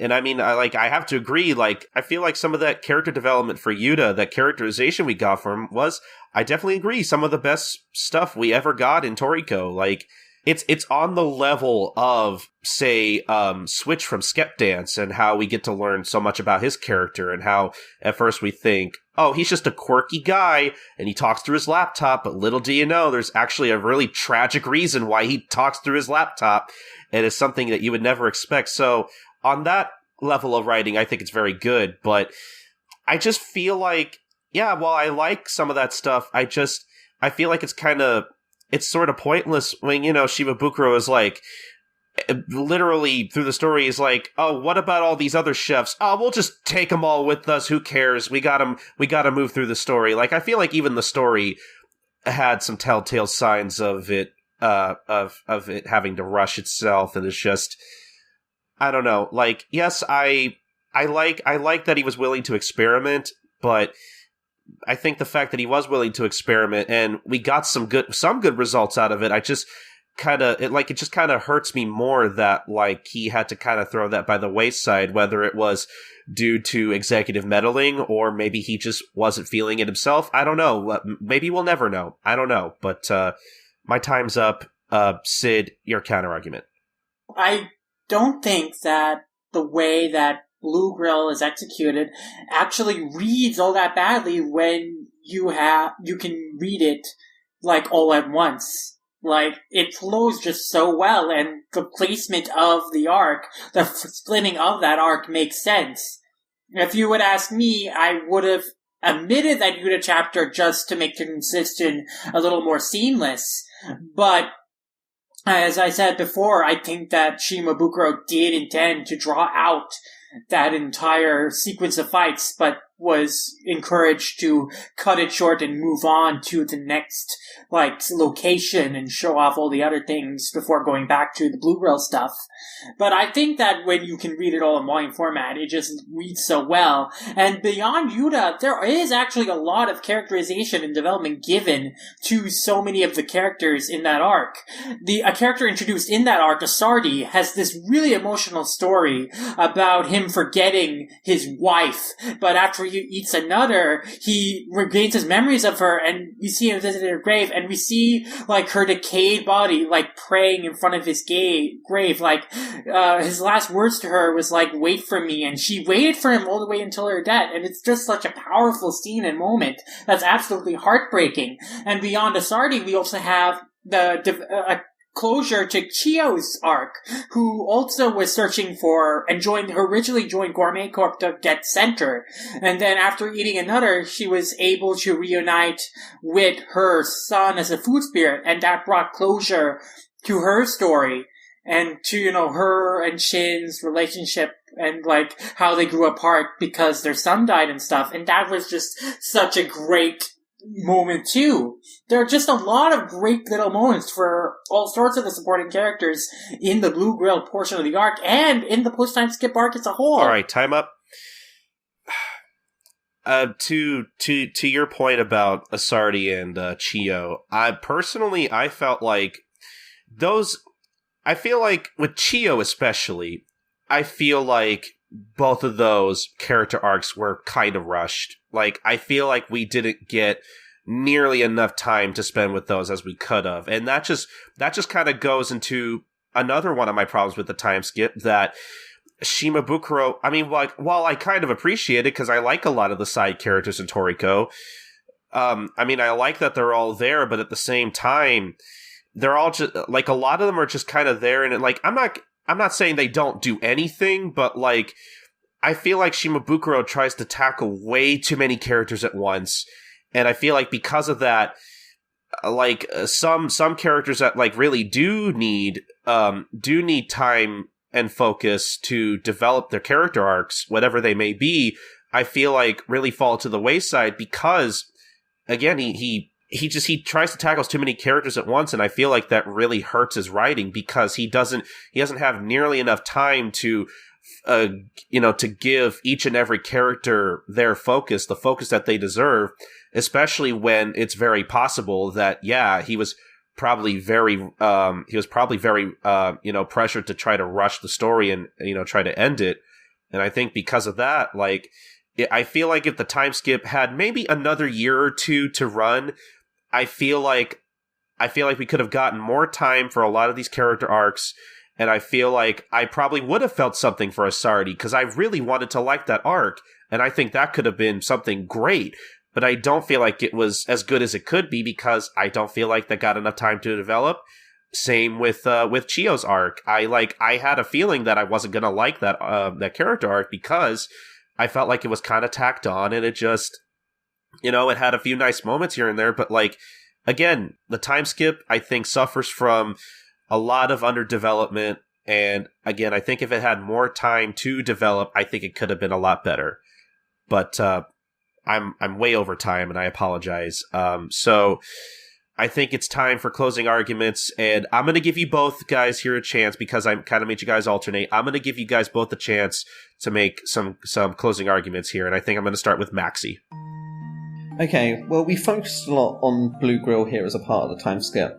I feel like that really fails to acknowledge the excellence of the time skip as a whole. The Billion Bird arc alone manages to reintroduce the core concept and feel of the series, whilst also dealing with some of the fallout from before the time skip happened. And then you have Air, you have Pair, you have God, you have the, one chapter wedding, and the introduction of the space concept at the end. Another did most of the damage to people's perception of the series at the time, and I feel like it genuinely denigrates what was a much more high concept and expanded version of what had come before, dealing with much bigger ideas than anything the smaller arcs had pre-time skip, and it has to be admired for that on every level. I agree with Maxy. There is just so much love about the time skip.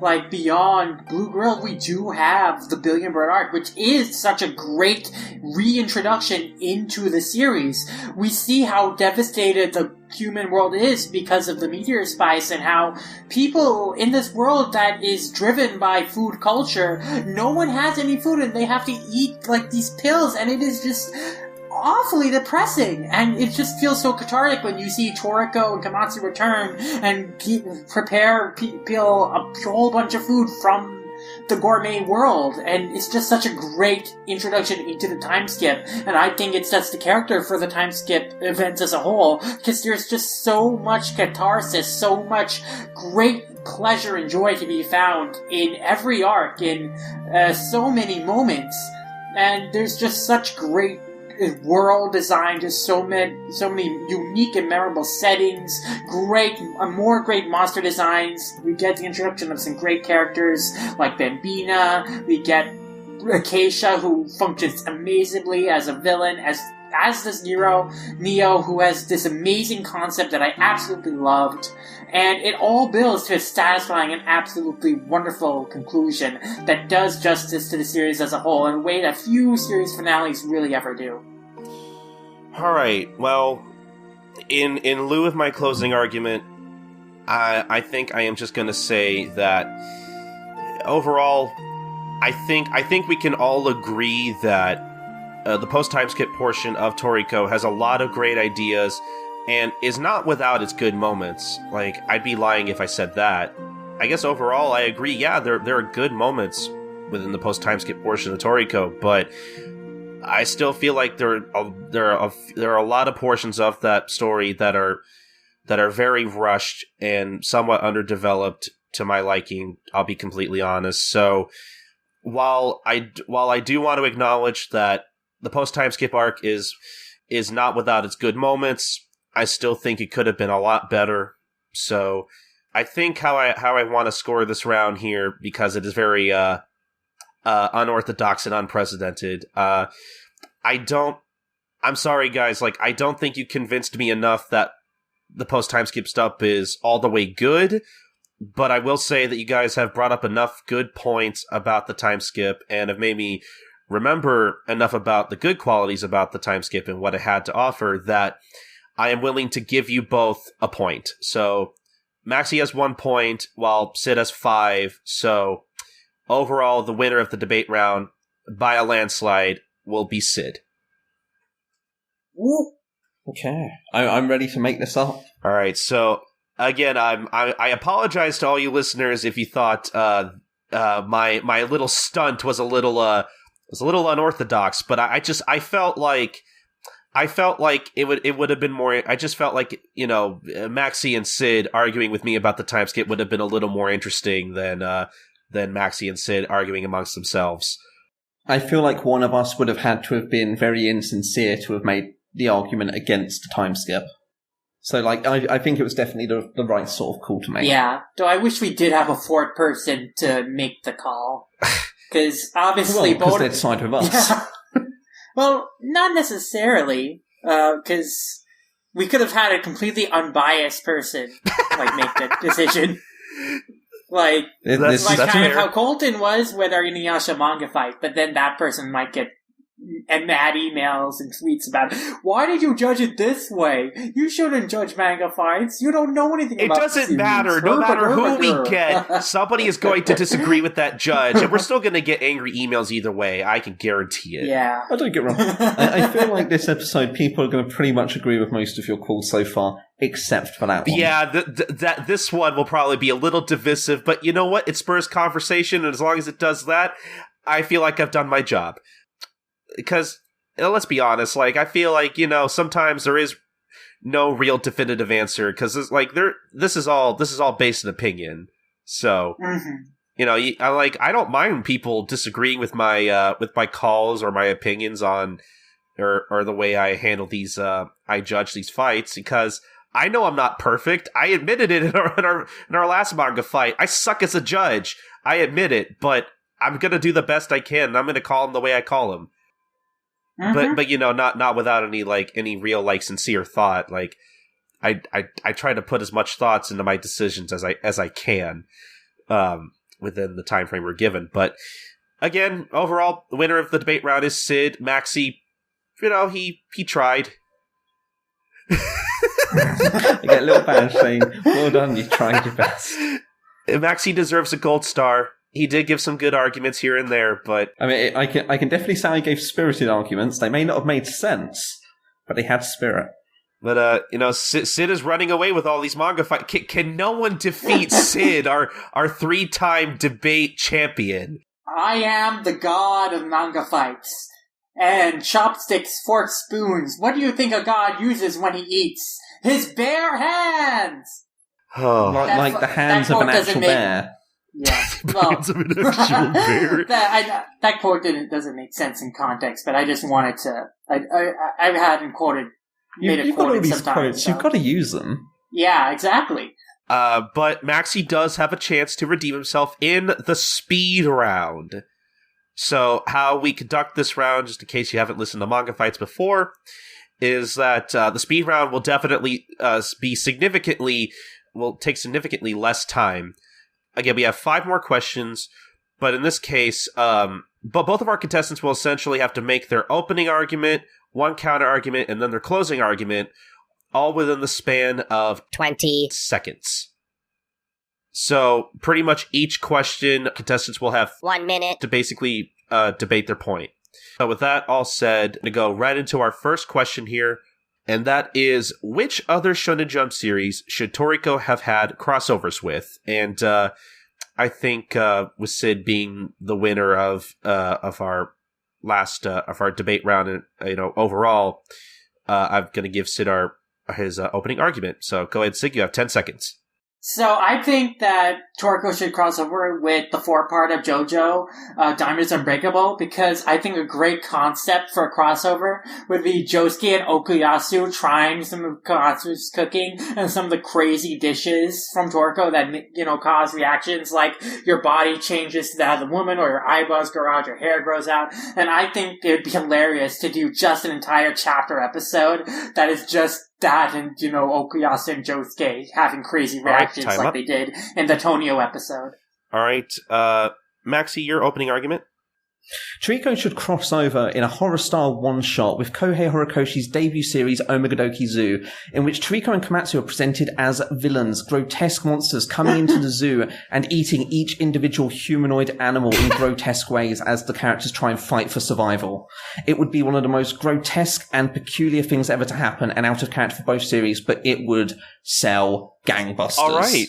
Sid, counter-argument. Your thing sounds disturbing, and I don't want to see beloved characters from Omegadoki Zoo mutilated, but I do want to see Josuke and Okuyasu hilariously overreact to dishes from Toriko and have crazy reactions, and I think that would be comedic gold. All right, Maxy, your counter-argument.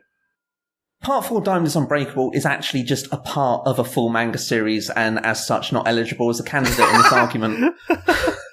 Although also realistically, it's a bit of a sort of one-note thing to go and take like such a singular moment from the series and find it decent enough to cross over with the rest of Toriko as a whole. All right, Sid, closing argument. Diamond Unbreakable is in right now because of the anime, and so it's pretty relevant, and people treat each part of JoJo as a separate manga to begin with. But even if you just take the characters from that series, that's the same thing. It makes for a perfect crossover. All right, Maxy, closing argument. Omegadoki Zoo is in right now. The whale from the series has actually turned up as a hero in My Hero Academia. It's in the popular consciousness. And presumably back in reprints as a way of having a bit of cross-sale there. So it's the perfect moment to seize on this and make a really disgusting one-shot that would probably be bad branding for Shonen Jump. All right, debate over. I like both ideas, but, man... I'm very conflicted because Sid's idea is a little more in tune with what Toriko's all about, and I feel like, yes, while it is a singular moment from Diamond is Unbreakable, I feel like it's at least in spirit with Toriko at the very least. But I'm not gonna lie, I really do like Maxy's idea of Toriko coming in to eat all of the animals from Omegadoki Zoo. And while that would be a terrible crossover, honestly, I still think it would be pretty great at the same time, because Toriko is also very much known for how grotesque it could be at times, though not super often. So I think in terms of, and I really hate to do this, but I think in terms of a crossover that's a little more in spirit with Toriko, and while I do agree with Maxy that it is a very severely singular point in all of JoJo, I feel like Sid's answer makes a little more sense, so I feel like I'm gonna have to go with Sid. But I really like that idea, Maxy. I really want to see it so bad. That's the thing. It's the one you want to see in print more, but it's not the one that wins arguments. I know. See, Maxy is very good at giving me what I want, but it's like... Yeah. No, I definitely want to read Maxy's thing. That's actually, I honestly want to go out and draw a fan comic now of Maxy's idea, because that just sounds amazing. You should. That would be amazing, Sid. You should get... I should. Hopefully, I'll find time. Okay, once you get out of school, you need to make you need to make time and draw that. Oh yeah, that's. I have a folder of projects that I want to do when I get out of school and have the time. Like there's that segment of life lessons that I was listening to you, and you mentioned, "Hey, I wish that someone would animate this," and I was like, "Oh," and then you explicitly mentioned me, and I'm like, "Yeah, I'll do that, buddy." When I get the time. We did. I think I remember what you're talking about. Yeah, I think Doctor was on that one. Yeah, that's on my backlog. Lots of things. Yeah. When you get out of school, you're pretty much your part-time job's going to be animating whatever funny segments come out of my podcast. Will do. That's kind of been like my dream ever since I started doing podcasts. Is that I get popular enough to where people do like animated segments from my show. It's like that's like my ultimate goal in my podcasting life. But anyway, so. Unfortunately, Sid wins, and I say that only because I love Maxy's ideas so much. I can't say that enough. But we should really move on to the next round. So, our next question is who is the best Shonen Jump chef? Komatsu, Sanji, Soma, or somebody else? Sid, your first opening argument. Go. Well, Komatsu did prepare God, so I think that you kind of have to go it in here. I mean, no one else has achieved as many accomplishments as Komatsu has. He recreated Century Soup, he learned how to prepare air, he also assisted in preparing pear. Time up. He was the one responsible for another, so many accomplishments couldn't have happened without the Komatsu. Alright, Maxy, your pick? I'm going to throw Soma out here, because whilst Komatsu is capable of doing really interesting things, the great thing with Soma is the reactions are so visceral, so over the top. He can blow clothes off of anyone, regardless of gender or standing in life or what they believe in. He will make them feel something in a way that's frankly a little bit PG-13. All right. Well, I think Komatsu can also do the same thing. Remember, he did prepare pear, which changes people's genders, and we did see some full breasts when he did that. Nipples. So, But you also had to see Zonga with breasts and a beard, and I feel like that means that we've forgotten that scene ever happened. I haven't. Well, I'm we should probably go back and redo our most memorable moments in Toriko, apparently, Sid, so you can use that as your answer. All right. We could have made every argument about Zonga if we wanted to. Yeah. All right. So, should I count that as your counter argument, Maxy? Or sure, everything. Okay. Go. I guess Sid, go ahead with your closing argument. Komatsu achieved so many culinary accomplishments that no other chef in any other Shonen Jump manga could possibly hope to measure up to. Komatsu is hands down the best and most accomplished chef in Shonen Jump's All right, canon. Maxy, closing argument. Soma Yukihira is capable of actually doing something that Komatsu never achieved in 8.5 years of publication. He makes food that you can actually make at home. That is That is, like, infinitely powerful. The fact you can actually read Soma and go and say, yeah, I can make this. It's real food. It's not mad bullshit from the brain of a maniac. It's actual food. All right, time up. I'm kind of conflicted here because I kind of have my own opinions on Komatsu that I'm really trying not to, like, use to judge this round, but I think it is worth mentioning that, personally, I think that I feel like, I don't know, I feel like Komatsu is a huge Gary stew. Like, I feel like... Not that that's a real thing. Say what, Maxy? I said not that that's actually a real thing, but I get what you mean. But you know what I mean. Like, to me, it feels like, I feel like at one point, I mean, Komatsu he's a good chef, obviously, but I feel like a lot of that has to do with, because honestly, I feel like food luck in Toriko is sort of a very, like, OP cop-out kind of concept anyway. Like characters at one point literally use it as, like, a combat technique. Like, doesn't Joie at one point just, like, shoot food luck from his eyes to fight Star June? Like, I don't know. I feel like because of that, I feel like Komatsu's achievements don't really feel super earned, because it feels like, to me, it feels like that because food luck exists to me as, like, a way to kind of progress the story and to help Komatsu just kind of achieve all these things no matter what, because he's a main character. That's just me personally, but I don't want to use that to judge the round here, but I feel like I do kind of agree with Maxy's point that I think it is a good thing that, like, Soma is kind of responsible for actually creating dishes that, like, people who read Food Wars can actually make. But I don't know. I'm very conflicted with, like, the actual accomplishments of the characters versus, like, my own opinions of Komatsu. Well, the important thing to remember with Komatsu, right, is he had a nose job, and that's just unforgivable.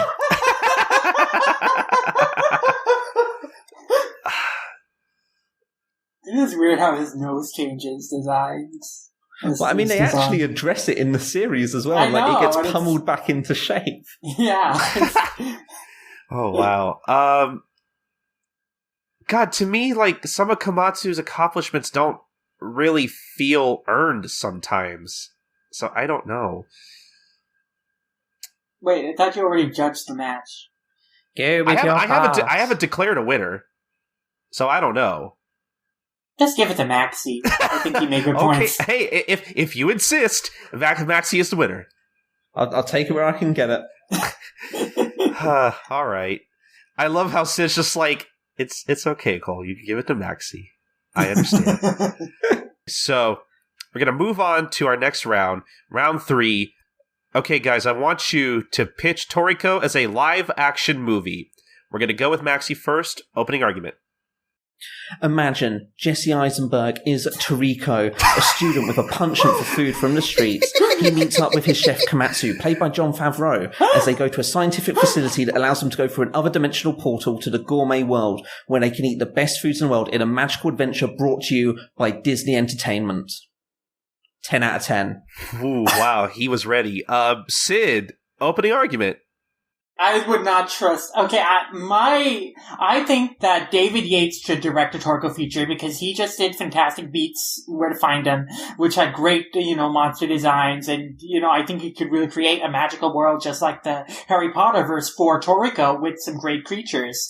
And I think that we need someone really muscly but also funny as Toriko, so I'm thinking The Rock, Dwayne Johnson himself as our main man Toriko. Then we need a funny, kind of likable sidekick. I'm thinking Jonah Hill for that. And then we need kind of like a guy with charisma and intimidating presence as Sergeant. I'm thinking Colin Farrell. All right. Go ahead, Maxy. Counter argument. That sounds perfectly good, but I have more to offer here. It's directed by David Lynch for reasons unknown. It's bizarre, it's weird. Terry is a CGI dog played by Jennifer Lawrence, but it's not actually her. It's just that clip of her talking about how she put her rear end on top of some sacred rocks. It's a magical experience that makes no sense to anyone at all. Children lose their minds watching the Toriko live-action film. It's Super Mario Bros. For a new generation. It's abominable, it's vicious, it's disgusting, and it's frankly the best film you can watch this Christmas. Sid, go ahead. Super Mario Brothers isn't a good movie. I think that the pieces I'm putting in place are going to make a good movie. You're hoping to make so bad it's good, memorable movie, and that's well and good. But I want actually to do my best to try and make Toriko great. And you know what's not going to make Toriko great? Jesse Eisenburg playing Toriko himself. He was a terrible Lex Luthor. What makes you think he'll be anything as a good Toriko? All right, Maxy, closing argument. My closing argument here is really simple and straightforward. I'm not out to make a great movie. I'm out to go and pitch you the movie that will actually be made. There is no such thing as a good Hollywood live-action adaptation of a manga or anime. There never will be. I've given you reality. You're dreaming like a maniac. I'm telling you about Jesse Eisenberg and his terrible role as Toriko coming out in winter 2018. Sid, closing argument. You're wrong, because there is one, and that's all you need is kill. And I know that's also that's technically based on a novel, but it is a good movie that has a manga, god dang it! And I think that Toriko could work as a really great, really fun action movie with a really cool magical world. It could, with a great director like David Yates in place, and with some great actors like The Rock and Jonah Hill to give some comedic edge to the project, I think it'd turn out very well. And of course, you need a good scriptwriter who's passionate about the series and the project, and I think we can get that. Here's the thing, though, right? So this is outside of the argument for a second, but I'm sorry. What film did you try and argue was a good adaptation? All You Need Is Kill? I don't think there's a film called that, is there? No, there's a film called Edge of Tomorrow. There's a film called on DVD, Live, Die, Repeat. Well, there's no All You Need Is Kill adaptation, so I think that's off the board. No, it's based on All You Need Is Kill. Even though they changed the name, that's fine. It's like how they adapt the names of manga over here. Like, Food Wars isn't a direct adaptation of Shokugeki no Soma. It's like... No, because it's the same comic with a different name. This is an adaptation. Hokuto no Ken isn't like a direct... Fist of North Star isn't a direct translation of Hokuto no Ken. They changed the names. It's the same thing. Same thing with Edge of Tomorrow, All You Need Is Kill. They did change the name of Fist of the North Star significantly from Mad Max starring Bruce Lee. It's true. Okay, so are you guys telling me that if there were ever a live action Hollywood adaptation of Toriko, it wouldn't be called Toriko? It would be called Beefy Meat Eaters? Oh no! Hold on, no, I've got this. So this is the ultimate deciding factor: is what do you call a Toriko live action film? Because I mean, obviously, I imagine that the one that you're suggesting, Sid, would be called like Fantastic Beasts and Where to Eat Them, whereas mine would just be called Toriko: an Abomination. But that's not punctuation. That's a little on the nose. It's just called Toriko: an Abomination. Again, I'm trying to make a good movie. You're trying to make the real movie. Okay, so again, I'm conflicted because Sid gave a pretty good. He had a good plan here. He had a good pitch for a live action movie, but I feel like I kind of have to agree with Maxy that like it really in the real world, this is probably something we would actually get. Maybe not this exact casting or whatnot, but if we ever got a live-action Toriko movie, it would probably not be what anyone wants. It's not, like, at the end of the day, most of these live-action adaptations, these Hollywood adaptations of, like, really popular anime manga franchises, they're never going to be what you want, ever. They're never going to be perfect, and we all just have to live with that. So I'm going to give the round to Maxy. My dream is to change that. One day, I want to go and make a good movie, a good live-action adaptation of a manga series. I have a vision. I've been, in my spare time, sometimes, I'm writing out a script for a potentially good Dragon Ball Z live-action movie. Well, good luck with that. One day, I want to hope to get that made, but just Battle of the Gods with actors. That's all I want. Exactly. You need to keep the humor in there. That's what Evolution failed at that. It tried to make Dragon Ball something it's not. Yeah. Tried to make it your generic superhero-y Spider-Man kind of thing. But that's not what Dragon Ball is, and that's why it fails so much. Agreed. But I'm sorry, Sid, for the fact that Maxy is giving us reality, which is actually something that would happen. I have to give the round to him. But I will say I did like your pitch, though. Thank you. I did like Maxy's your pitch pitch as well. was awesome. I did have a blast with it. Well, the beautiful thing is, right, is you thought I was prepared there. I just have to throw this out here that all I'd written down was Jesse Eisenburg.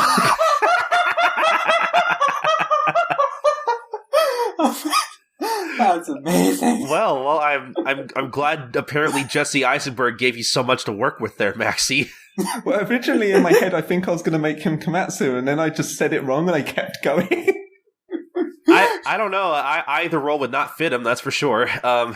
He'd be a better Komatsu than Toriko for sure, though. I guess, but... In all actuality, I would probably cast Michael Cera as Komatsu. Jesus Christ, that would happen, wouldn't it? Yeah, no, because he's got that sort of weird nervousness and awkwardness, but in a very Western way, so it's actually who they would cast. I kind of want that to happen now. Okay. All right, but let's move on to our next round. Okay, guys, funniest moment in Toriko. Maxy, go. I really like the relaxed face that Century Soup gives people. It's such a simple, basic visual gag, but it makes you smile inside and you feel good. It's heartwarming, it's funny, it makes you do a little soft chuckle, and it makes you want to drink the soup and have a bad face yourself. All right, Sid, funniest moment in Toriko, go. This is a moment from the first chapter of the post Timeskip, and it's just amazing, completely random exchange that I absolutely love. So Toriko tells Komatsu, "Hey, let's go back to human world," and Komatsu's like, "Oh my god, finally! I've been waiting for this." But then Toriko's like, "Oh shoot, wait, I have to go catch the Federo mushroom child first." And Komatsu's like, "Who cares about the Federo mushroom child? You can get a fucking Federo mushroom child next time. Let's just go home already. You can catch it anytime." And I just love how angry and desperate he is to go home, and how he's like, "Don't go and get the stupid Federal mushroom child." What? And he literally says this, "What is a Federal mushroom child anyway?" And I just love this exchange so much, because it's so out of nowhere. And the idea of this Federal mushroom child is just so freaking hilarious and brilliant. Okay, Maxy, counter argument. That is a really funny moment. I think the thing I'm going to say for the Century Soup face is that the extended filtering part of it is actually very linked to classic Japanese comedy, which is the pervert face. You'll see this in other series like Aizu and that, but it's like this drawn out filtering, this goofy face is supposed to be the sort of face you pull when you're leching over a woman. Instead, it's used here because the soup was tasty, and that's brilliant. All right, Sid? Mine is just an incredibly great gag that I can't stop laughing at whenever I think about it. Because it's just such the perfect joke in terms of comedic timing. Because Toriko is so nonplussed, he's just eating while he's thinking, "Oh shoot, I have to go get this Federal mushroom child." And you see Shimatsu just freaking out about, no, let's just go home already. Enough is enough. What even is this Federal mushroom child thing? And then he looks down and says, "Wait, when did you take food from me? I was holding this bowl in my hand, and it's next panel, you're eating it? What happened there?" It's just a great exchange and great image. I love it. All right, closing argument, Maxy, go. Sid's pulling the devious trick of reminding me of more of the joke as he goes, and so I'm actually laughing to myself about it. But the thing with Century Soup is it's a joke that's given room to breathe. It doesn't need extra words or ridiculous reactions, though it does have reactions to the face, because it's a stupid, funny face. It has very Bobobo-style reactions. But it's also just a nice, airy, silly, floaty joke that's the sort of thing you want in a comic that's both aimed at kids and teens. All right, Sid? I think just of all the jokes in Toriko, this one makes me laugh just the hardest. The Century Soup smiling face is pretty funny, but it doesn't make me laugh out loud as much as the whole Federal mushroom child exchange and panel. It's just such a great moment. I love it. All right. Round over. And before I make my judgment call here, I want to say that comedy is subjective. Just because you find one thing funny doesn't mean someone else is going to find it funny. So just putting that out there. It's always important to keep in mind. So with that being said, personally, I feel like I kind of have to agree with Maxy on the Century Soup face, because I feel like while I also think the moment you bring up Sid is very funny too, I do kind of have to agree with Maxy that from Maxy's arguments, I think it's safe to say that I feel like the Century Soup face joke kind of works on not too many, but on a few multiple levels. Like it's a funny face. First off, that's the first most important level. But what Maxy also brought up about how it's kind of the typical like lecturous pervert face. And, that being its origin kind of makes that even funnier as well, to kind of see that in a comic for kids and preteens, essentially. And, I feel like the Century Soup joke, cause that's kind of almost sort of a running joke here and there. I mean, obviously it doesn't get used as much later. I mean, it does show up in the last chapter, though. So it does. That's how good a joke it is.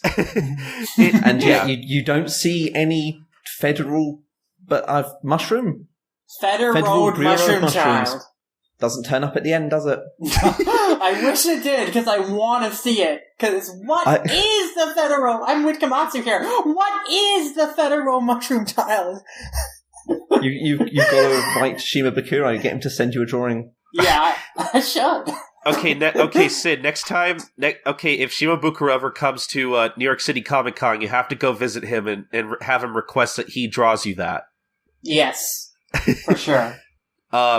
Point is, I think Maxy's example, like the Century Soup face joke, like I think is such a great running joke. Like it's one of those running jokes, kind of like with Brooks' skull jokes from One Piece. I feel like are the kind of jokes that like personally I don't think really ever gets old, and always at least manages like a chuckle, like that's funny, that's cute, I like that, like it always elicits some kind of reaction out of me. So I have to go with Maxy's choice here.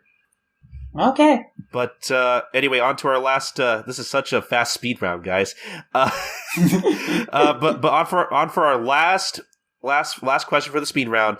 I want you guys to pitch to me the next series Shimabukuro should draw. Maxy, it is your turn first. Opening arguments. I am so sorry for this, guys. So, often after a successful series, an author will tend to go and do something that's more personal, a place where they can do their soapbox opinions. So Shimabukuro's next series will be one about a manga artist who's trying to prove to the world that it's perfectly okay to try and solicit sex from a 17-year-old. Oh my god. Oh no. It will run about 10 weeks, and each one will just literally be the character standing on a soapbox and going, "It's fine, you shouldn't have cancelled my series, it was doing really well." Well, that's not going to run and jump anytime soon, I can tell you that. It will run in Ultra Jump, because that's the one for creeps. Whoa. Sid, pitch me a series. Go. Your series doesn't sound very PC, but I think that Shimabukuro's strengths are his great artwork and the shonen-ish adrenaline that he can put into his action sequences. I think that we need someone like him to make a sports manga that is pure adrenaline, pure action, and I think he can do a great job with a sports manga. And specifically, I want to see him do baseball, because we need another baseball title. All right. Maxy, counter-argument. I'm not saying that my series is lacking in sporting moments. In the penultimate chapter, when he goes postal and gets a golf club and a series of golf balls and starts shooting them through the windows of the Shueisha offices saying, "You shouldn't have cancelled my series. Everybody liked it. It had a bearded child. It was fine." Like, that's a sporting moment. Here, he does a hole-in-one when it goes through the window and right into the editor-in-chief's mouth. That's the sort of skill you wouldn't get elsewhere. All right, Sid, counter-argument. We can have a gag like that in my series too, but the main reason I want to have Shimabukuro draw a baseball manga is because I think we need a mangaka with his kind of qualities, with his kind of weirdness as an author, as well as his fantastic artwork and like really great action sequences to make a baseball title, to get one of those titles successful and Jump again. Because we need something fresh and new, a new take on that kind of title. All right. Maxy, closing argument. I present to you a series that was a horrifying soapbox for the most controversial moment in an author's life in the name of a cheap gag on this podcast. But let me tell you this. when it has its spectacular ending in which Shimabukuro reveals that he was the main character all along, turns towards the reader and says, "You should support baseball manga and Jump." He achieves far more than he ever could have done by actually doing a baseball comic. It's phenomenal. It is a comic that achieved so much, and it will revive baseball again without ever actually having it in the series. Okay, Sid, closing argument. But the concept of your work, I don't think it would ever get translated over here, much less be circulated very much in Japan alone. But a great baseball title drawn by Shimabukuro, I think that would get licensed over here, like, especially if it ran in Jump and, if the timing was right. I think that it could hit big. I think Shimabukuro could bring a lot of originality to that genre that's had trouble, getting success in Jump since Mr. Full Swing ended. All right. Maxy, while I do like your idea, I don't think it's something that would ever happen, though I do appreciate the gag. Oh boy. That literally sounds like something that, how do I want to describe this? It's on the level of, Go Nagai batshit insanity. That was exactly what I was aiming for. It's like a combination of that and the way that authors like Mangataro will get to the end of his series about cutesy little fairy girls doing grotesque stuff and turn around at the end and say, "And now we're going to have them all killed." Which, that was a Jump Square series. It was really bad. Don't read stuff by Mangataro. Don't. But no, yeah, I aimed for something horrifying and awful. I'm willing to concede it. I do want to read your idea too. I'll pencil that down as another fan comic. Jesus. Especially if you use Shimabukuro's design from that author photo he has, where he's cosplaying as the rival from Bakuman. That would be just fantastic. Oh yeah. I feel like I have to go with Sid's answer, especially since, as we all know, Shimabukuro already has experience with sports manga, as he did do a series called Ring, which was a boxing manga. It looks like so we know he has experience with sports series. So I haven't really read a lot of baseball manga, just because I haven't really gotten the chance. If Shimabukuro would do one, I would totally read it, honestly. All right, but I think it's clear that Sid wins by a landslide overall. Yeah, I fought my way back up a little bit at the end here, but it wasn't enough. As far as I was concerned, this was never a fight. It was a one-sided meal. Granted, it didn't taste very good. Oh, shit. Bird. Oh, my feelings. No, but really, I really enjoyed this fight. Thank you, Maxy. This was awesome. I got to do a lot of goofs, and I got a whole 4 points. Mm-hmm. You did make a great comeback in the speed round. Yeah, I'm a shonen protagonist here. If we were judging this all on goofs alone, I probably would have probably just given Maxy the entire round, honestly, but we gotta take this at least somewhat seriously, as apparently people expect us to. So there we go, Sid. This is your third win in a row. How do you feel? I don't know how to feel right now. I'm just thinking about things. And here's a thought. Why do you think we eat? To stay alive? To leave behind descendants? Wrong. It's only because we get hungry. We don't eat so that our species will prosper, nor to share something with others. Appetite is more self-centered than that. It's an absolute desire that's put first before anything else. Even if you wanted to die, your hunger wouldn't stop. Ah, yes, but there is actually one emotion whose flavor I actually did enjoy. You think that just because you recovered in the speed round, or you put all the pieces in place, but as I showed you, I'm the one who had all the pieces in place. Now, let me devour your despair! Instead of pieces in place, I heard that as pizzas and plates, and that just became amazing. Oh man, pizzas and plates, that sounds pretty good right about now. But both the pizzas and the plates. Man, I'm hungry. Okay, so I'm not hungry because all my memories are in my belly. Even now, they're getting better with age.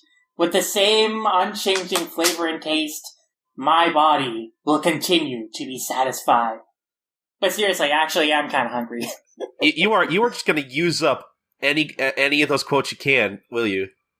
I mean, this is the only chance I'm going to have to for a good while. So, the next time we record Manga Mavericks, you could just bring it up out of context. But I'd just be like, Sid, are you okay? I mean, you need a break. Nah, that wouldn't be nearly as relevant or funny. So this is true.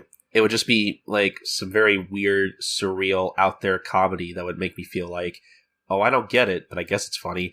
Yeah, it would be like if we'd be thrown smack dab into the middle of a battle against the final boss. Like having...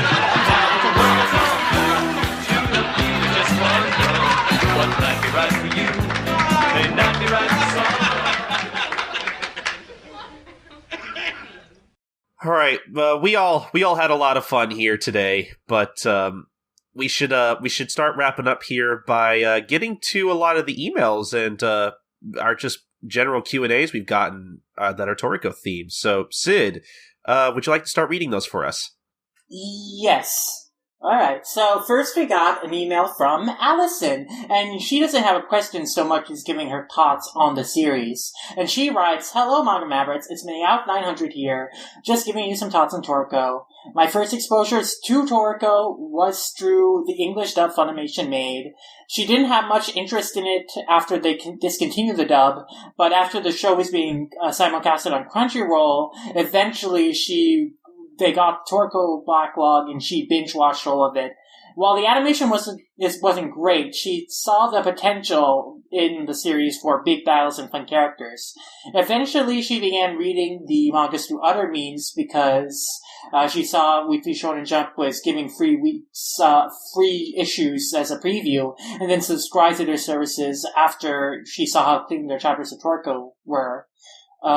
She says she thinks about reading the earlier volumes, but she remembers Toriko is really long, and so she's not into getting into long manga that are only sold in single volumes. She's hoping Toriko will get omnibuses or a box set like One Piece and Fullmetal Alchemist. And yeah, I hope that Toriko would too, but I don't know how well it does for Viz, so I wouldn't bet on it, but it's a pipe dream. Yeah. Her general thoughts on Toriko is that it's a good battle shonen for people who don't want to sit through 500 episodes of DBZ or 700 episodes of Naruto and Shippuden or One Piece. She likes the ideas that it came up with and also loved how the artist would make drawings of fan-submitted food monsters, something I also thought was really great that Shimabukuro did. Her favorite character is Zebra because he starts off evil but is actually a really cool dude.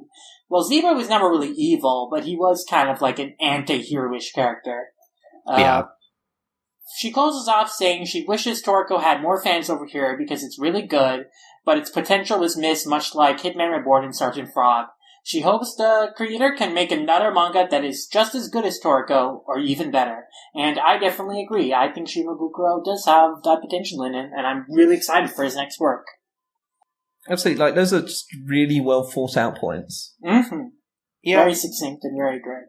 Thank you for that email, Allison. And now we'll move on to some questions we've got from Reddit. We've got a question here from DeadX1, who asks, "What's up with Joie? If Froze was no longer there, who else inhabited that body? A gourmet spirit that happened to be on par with Froze?" And it was explained in the series that Joie was a chef that actually existed. He was a dark chef that participated in the cooking festival 200 years before the beginning of the series. And so he was a, renowned dark gourmet chef from back in the day. When Froze refused to be revived by Acacia, Joie took her place and inhabited her body. So Joie was a person who did exist originally, and he was someone who he did just kind of take over Froze's body because Acacia decided to revive him instead of Froze when Froze refused to be revived. Okay. I honestly, If anyone here has like ever listened to the Heavenly Kings podcast, which is a podcast I used to record with my friends about Toriko, which I don't know what we're going to do about that show now that series is over just yet. But yeah, if anyone's ever listened to that show, like I'm pretty infamous for like always forgetting about story details at some points. So sometimes, like when I was reading this, it's like reading the series weekly was kind of difficult because, you know, stuff like that with Froze and like his origins, I totally have like forgot about that, honestly. So yeah, what I'm saying is I never would have remembered that. Yeah, there's a lot of, Shimabukuro packs a lot of information in the series, and it's definitely a lot easier to process and, you know, keep track of it when you're reading it all in a burst rather than just weekly, when you can kind of forget about things after a certain time. Yeah, it's weird. It's like, it's information that I feel like I understood, but not necessarily information where I had the full context, like how well it was foreshadowed or anything. Yeah. Mm-hmm. I think that is the thing, is just you can often lose the context even if you understand what's happening. Yeah, because Joie as a character is mentioned as far back as Century Soup, long before he actually makes his first appearance in the Meteor Garlic arc. And then long before his face was revealed then in the Cooking Festival arc. So there's a long stretch of time where it's building up to his reveal.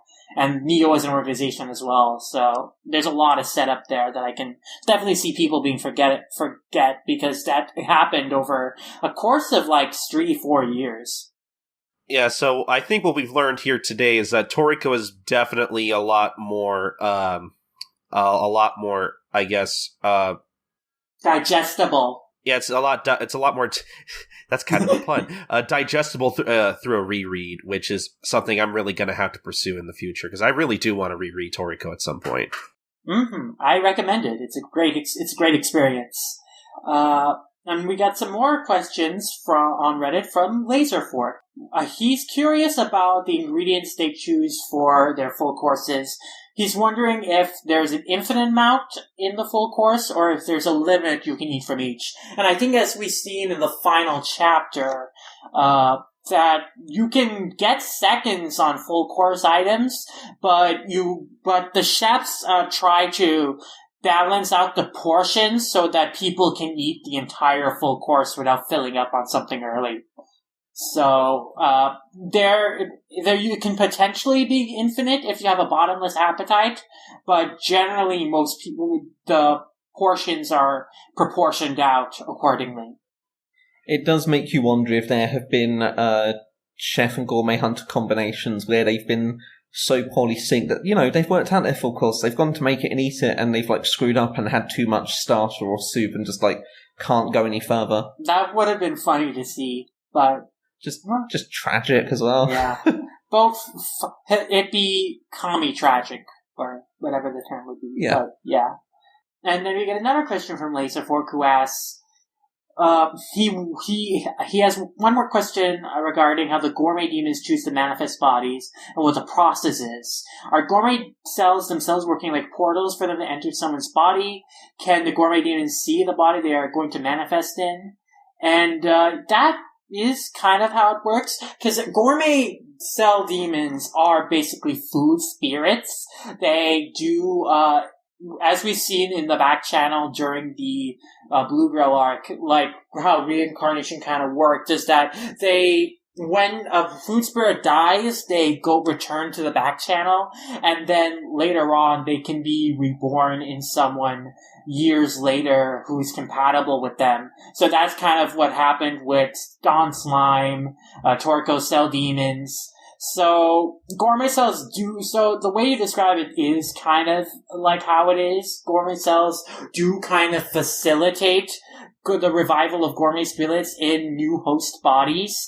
I don't know if the gourmet demon can choose who they revive into, because as we saw with Don Slime, he might not necessarily have chosen to revive an Ichiryu at first if he had known Ichiryu's personality, even though eventually, he became extremely close with him.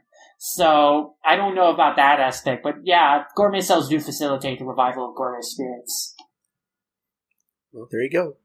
And there we go. And finally, we have some questions from the One Dream Adventure Reborn forums from Wensleydale Cheddar, who asked 2 questions.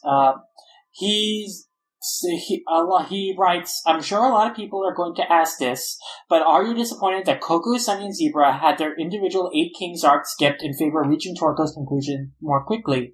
If so, what wacky adventures do you think the duels of Zebra and Bunt, Sunny and Lightbearer, as well as Coco and that other guy had during their encounters with the powerful beast? And that other guy, by the way, was named Tillin. But yeah, I definitely think that we can all agree it was kind of disappointing that Coco, Sunny, and Zebra didn't get much to do and didn't get their own arcs towards the end of the series. And there was a lot of potential that, that we could have seen with those combinations, especially of Zebra and Bunch, which I think between all 3 of us, we can all agree we would have looked forward to the most, because that's such a great pair. And Sunny and Lightbearer, I also think would have been a lot of fun. But it's unfortunate we didn't get to see those. I mean, we did hear about their adventures later on when they're all meeting up, so we sort of know what they did. But I'm sure if we had actually seen the arcs, like, the events would have transpired differently. I'm sure they would have actually fought the respective 8 king in their area, and we'd have some cool battles from them and a little more character development from them as well.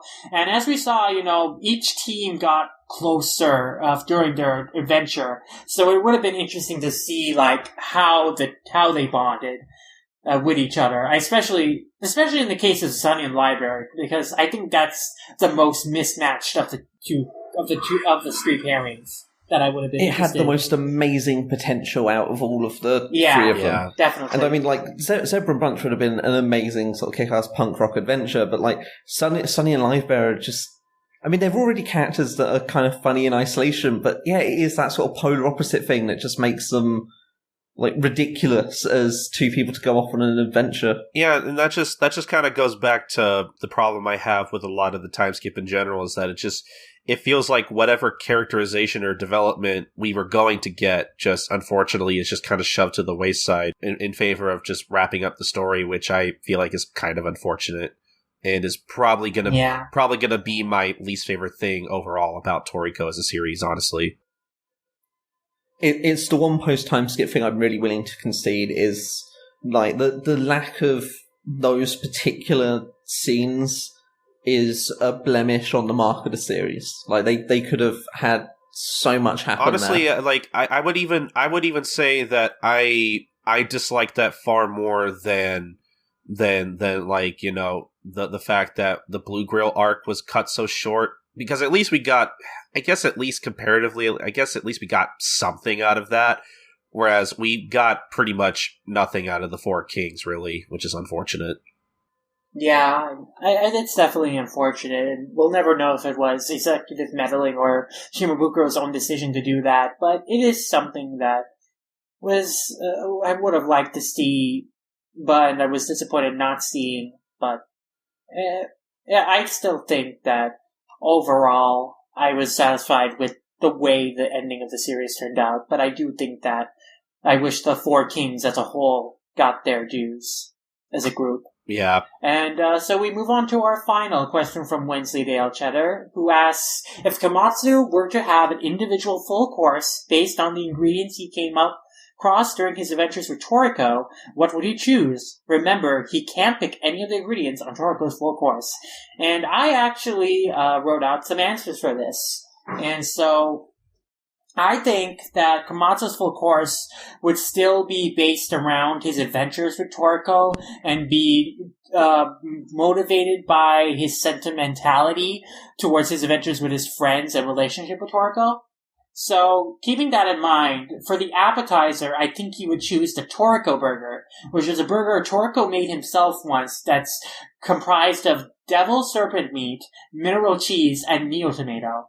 I think that would be just a good encapsulation of his feelings towards Toriko and his relationship with him. For the soup, I think he would choose pear because that was an ingredient that he and Toriko prepared together. Both of them had to catch each ball of pear at the same time in order for it to ripen properly. So I think that's another connection with Toriko that he's going to consider fondly with that ingredient. With a fish dish, I think he'd choose the puffer whale because that was the first dish that I think that he really felt accomplished when he was able to prepare it, because it was such a difficult ingredient to hand prepare, but he was able to do it he was able to manage to do it, and it was just a great accomplishment for him. So I think that in his development as a chef, he'd consider that a really important moment for him. The meat dish, I think, would be the Gator, because, again, that was the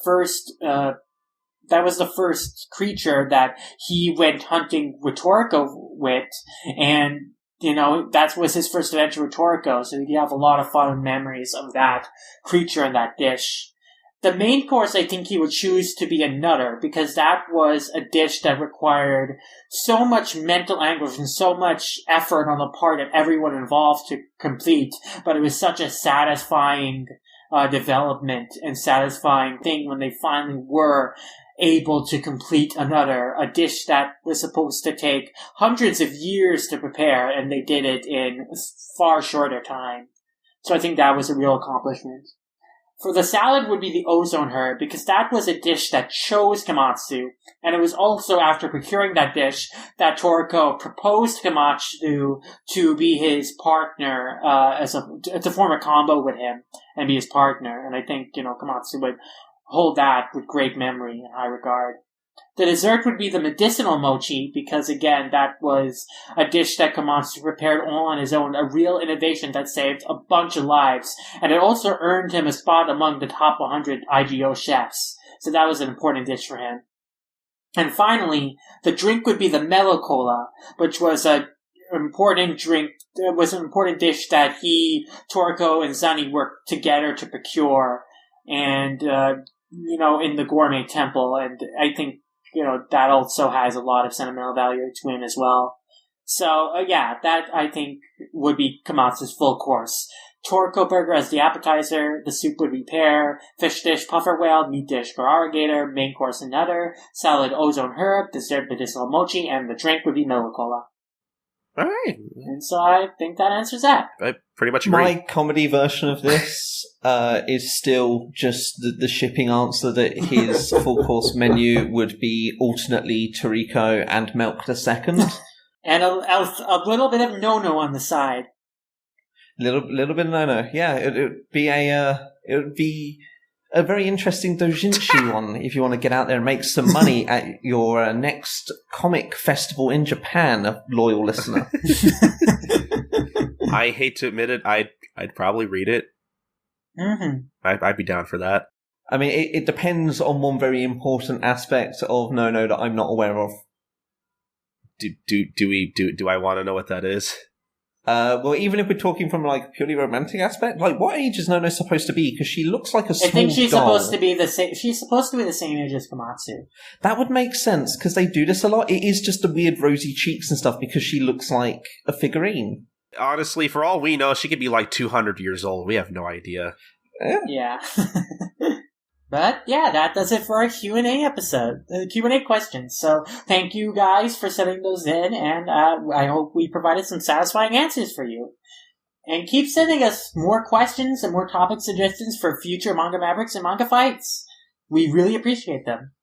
If you have any thoughts and opinions, which I'm sure there will be people who will have thoughts and opinions after listening to this, whether you, again, disagree with the way I handle judging this competition, especially you want Maxy to come back on to be a contestant again, or really just any thoughts you have on this manga fight in particular. We'd love to hear them and read them on the show. You can send those at mangamavericks@gmail.com. We are awaiting those if you have them.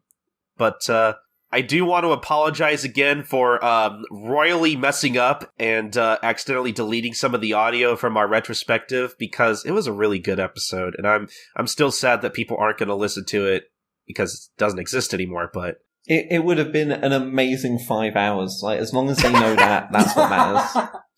Oh, yeah, it literally would have been our longest episode to date, but, I hope everybody enjoyed, my old podcast that I just happened to have on my laptop for such an occasion. Our discussion on Hi-Fi Cluster from my old days at Anime 3000. Still a good discussion. I hope, Hi-Fi Cluster isn't super widely available unless you have, back issues of Shonen Jump, unfortunately, but I still hope people found that conversation interesting, because that was a good one. I was saying to Sid before we recorded the podcast, I was genuinely surprised how good it was, because, I thought I mostly spoke garbage when we recorded it, but it flowed real well. It was a good time. See, I have a lot of attachment to that, because this is my first podcast with Maxy. Indeed. Aww. But anyway, I will make sure that I really treat this next episode with care, because I'm not going to make that same stupid mistake again. I promise you will actually get to listen to this. Wait, your computer's going to catch fire the second this call ends. Jesus Christ, don't say that. Don't jinx it, man. Come on. Yeah, don't jinx it. It wasn't jinxed until you said it was jinxed. Now it is. Except for now it's not, but now it is. Maxy, I feel like every podcast I have you on is cursed. Either it doesn't get out right away, or people just don't listen to it at all. Why do you think it's been 2 years since I've done Friendship Effort Victory?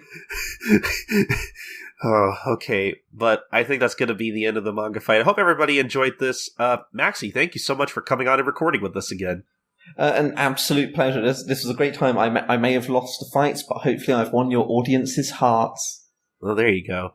And we'll definitely be having you back on Manga Mavericks for a future episode next year, because I was telling Sid I think I really do want to redo our Shonen Jump discussion at some point, because I still think it'll be relevant in the next couple of months. I mean, hopefully we'll have a lot of new stuff to say to keep all three of us alive, because it will be a different time, and the magazine, it could be completely different. Gintama could be over by the time we get around to it. It could, honestly. Actually, we could probably just wait until Gintama ends. That way it'll be even, weirder. It would be an even more interesting discussion now that, everything from the past decade, aside from One Piece, is gone. Well, I guess Hunter x Hunter, too. Well, this is the thing, the only thing that would ruin it is if Gintama ends and Hunter x Hunter comes back the same week. But it would be gone again in 10 weeks, come on, so... Yeah.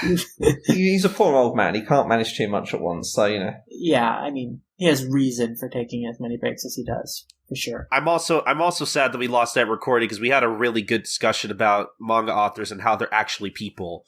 So we'll have to redo that discussion too, because I'll be quite honest, I was hoping maybe I could at least save that, try to go through my audio and save that, but even that didn't make it, so that was unfortunate. See, that is the one part that's properly sad about it. But we all had a fun time recording for 5 hours, so I mean, all of us got sore bums, but had a good time. But anyway, Maxy, do you have anything you'd like to plug before we end the show real quick? If you've liked anything I've said in the way of comics opinions throughout this episode, you can find a series I stopped doing 2 years ago called Friendship Effort Victory, both on iTunes and at friendshipeffortvictory.wordpress.com. I'm going to actually be doing a post-mortem text post on there at some point over this month, kind of looking back at the 30-something episodes that had previously been done and preparing for its sort of relaunch that should be happening in January. It's mostly going to kind of be a convenient way of me telling people, hey, these are the episodes worth listening to, don't listen to any other ones I've done. That's the convenient part of it, and it'll mean there's a reason for people to visit the site other than me just being listen to my old stuff. Other than that, you can find me on Twitter at Maxy_Barnard. That's Maxy with a Y and Barnard like if you wrote barnyard but without the Y. So you transpose the letter, you see. It's very clever. It's my actual name. Well, hopefully before this next upcoming run of your podcast ends, we can have you on the show again to help you promote that once it's out. Let's hope so. All right, but go follow Maxy. I think he's a great guy. Even if I don't always agree with his opinions, I still love talking to him. So you should definitely follow him. Sid, where can the good people find you? You can find my art at Sid Gupta's Awesome Art blog on Tumblr, and you can find me as LumRanmaYasha on Twitter, my anime list, and Animation Revelation. I will note, though, that I am taking a internet hiatus at the moment, so you probably won't see me posting on any of those sites, but I will still respond to direct messages on Twitter. So if you really want to talk to me, you can send me a direct message and I'll answer it. But anyway, yeah, so that's it for Sid. Again, even with this internet hiatus, you should still follow him if you don't already. And I guess as for me, Colton, usual host of the Manga Mavericks and your MC for this episode of Manga Fights, you can find me on Twitter at SniperKing323. That's SNIPERKING323. If you want to listen to my other podcast, I do a couple of those. If you're a fan of Gintama in particular, you can listen to Life Lessons, the Gintama Manga Cast. It's sort of a retrospective look at the Gintama manga in particular. We started from the very beginning and are slowly crawling through our way through the old English Viz Media release that is, unfortunately, it's been discontinued, but we still wanted to cover the past official release. You could find that. That's Life Lessons, the Gintama Manga Cast, at gintalifelessons.wordpress.com. I kind of used to do a Toriko podcast. Again, I don't know what we're going to do at the show now, but if you liked any of my opinions on Toriko at all, or maybe you shouldn't listen to this podcast because it's super negative. Pretty much me and my friends reading Toriko as it came out weekly, but sad thing about that podcast is we probably recorded like every 4 to 5 months. You can listen to that. That's the Heavenly Kings podcast at heavenlykings.wordpress.com. Last but not least, if you want to hear me talk about Detective Conan / Case Closed, again, kind of the same thing as Life Lessons, kind of a retrospective look at the manga of Case Closed as released by Viz. That's One Podcast Prevails at onepodcastprevails.wordpress.com.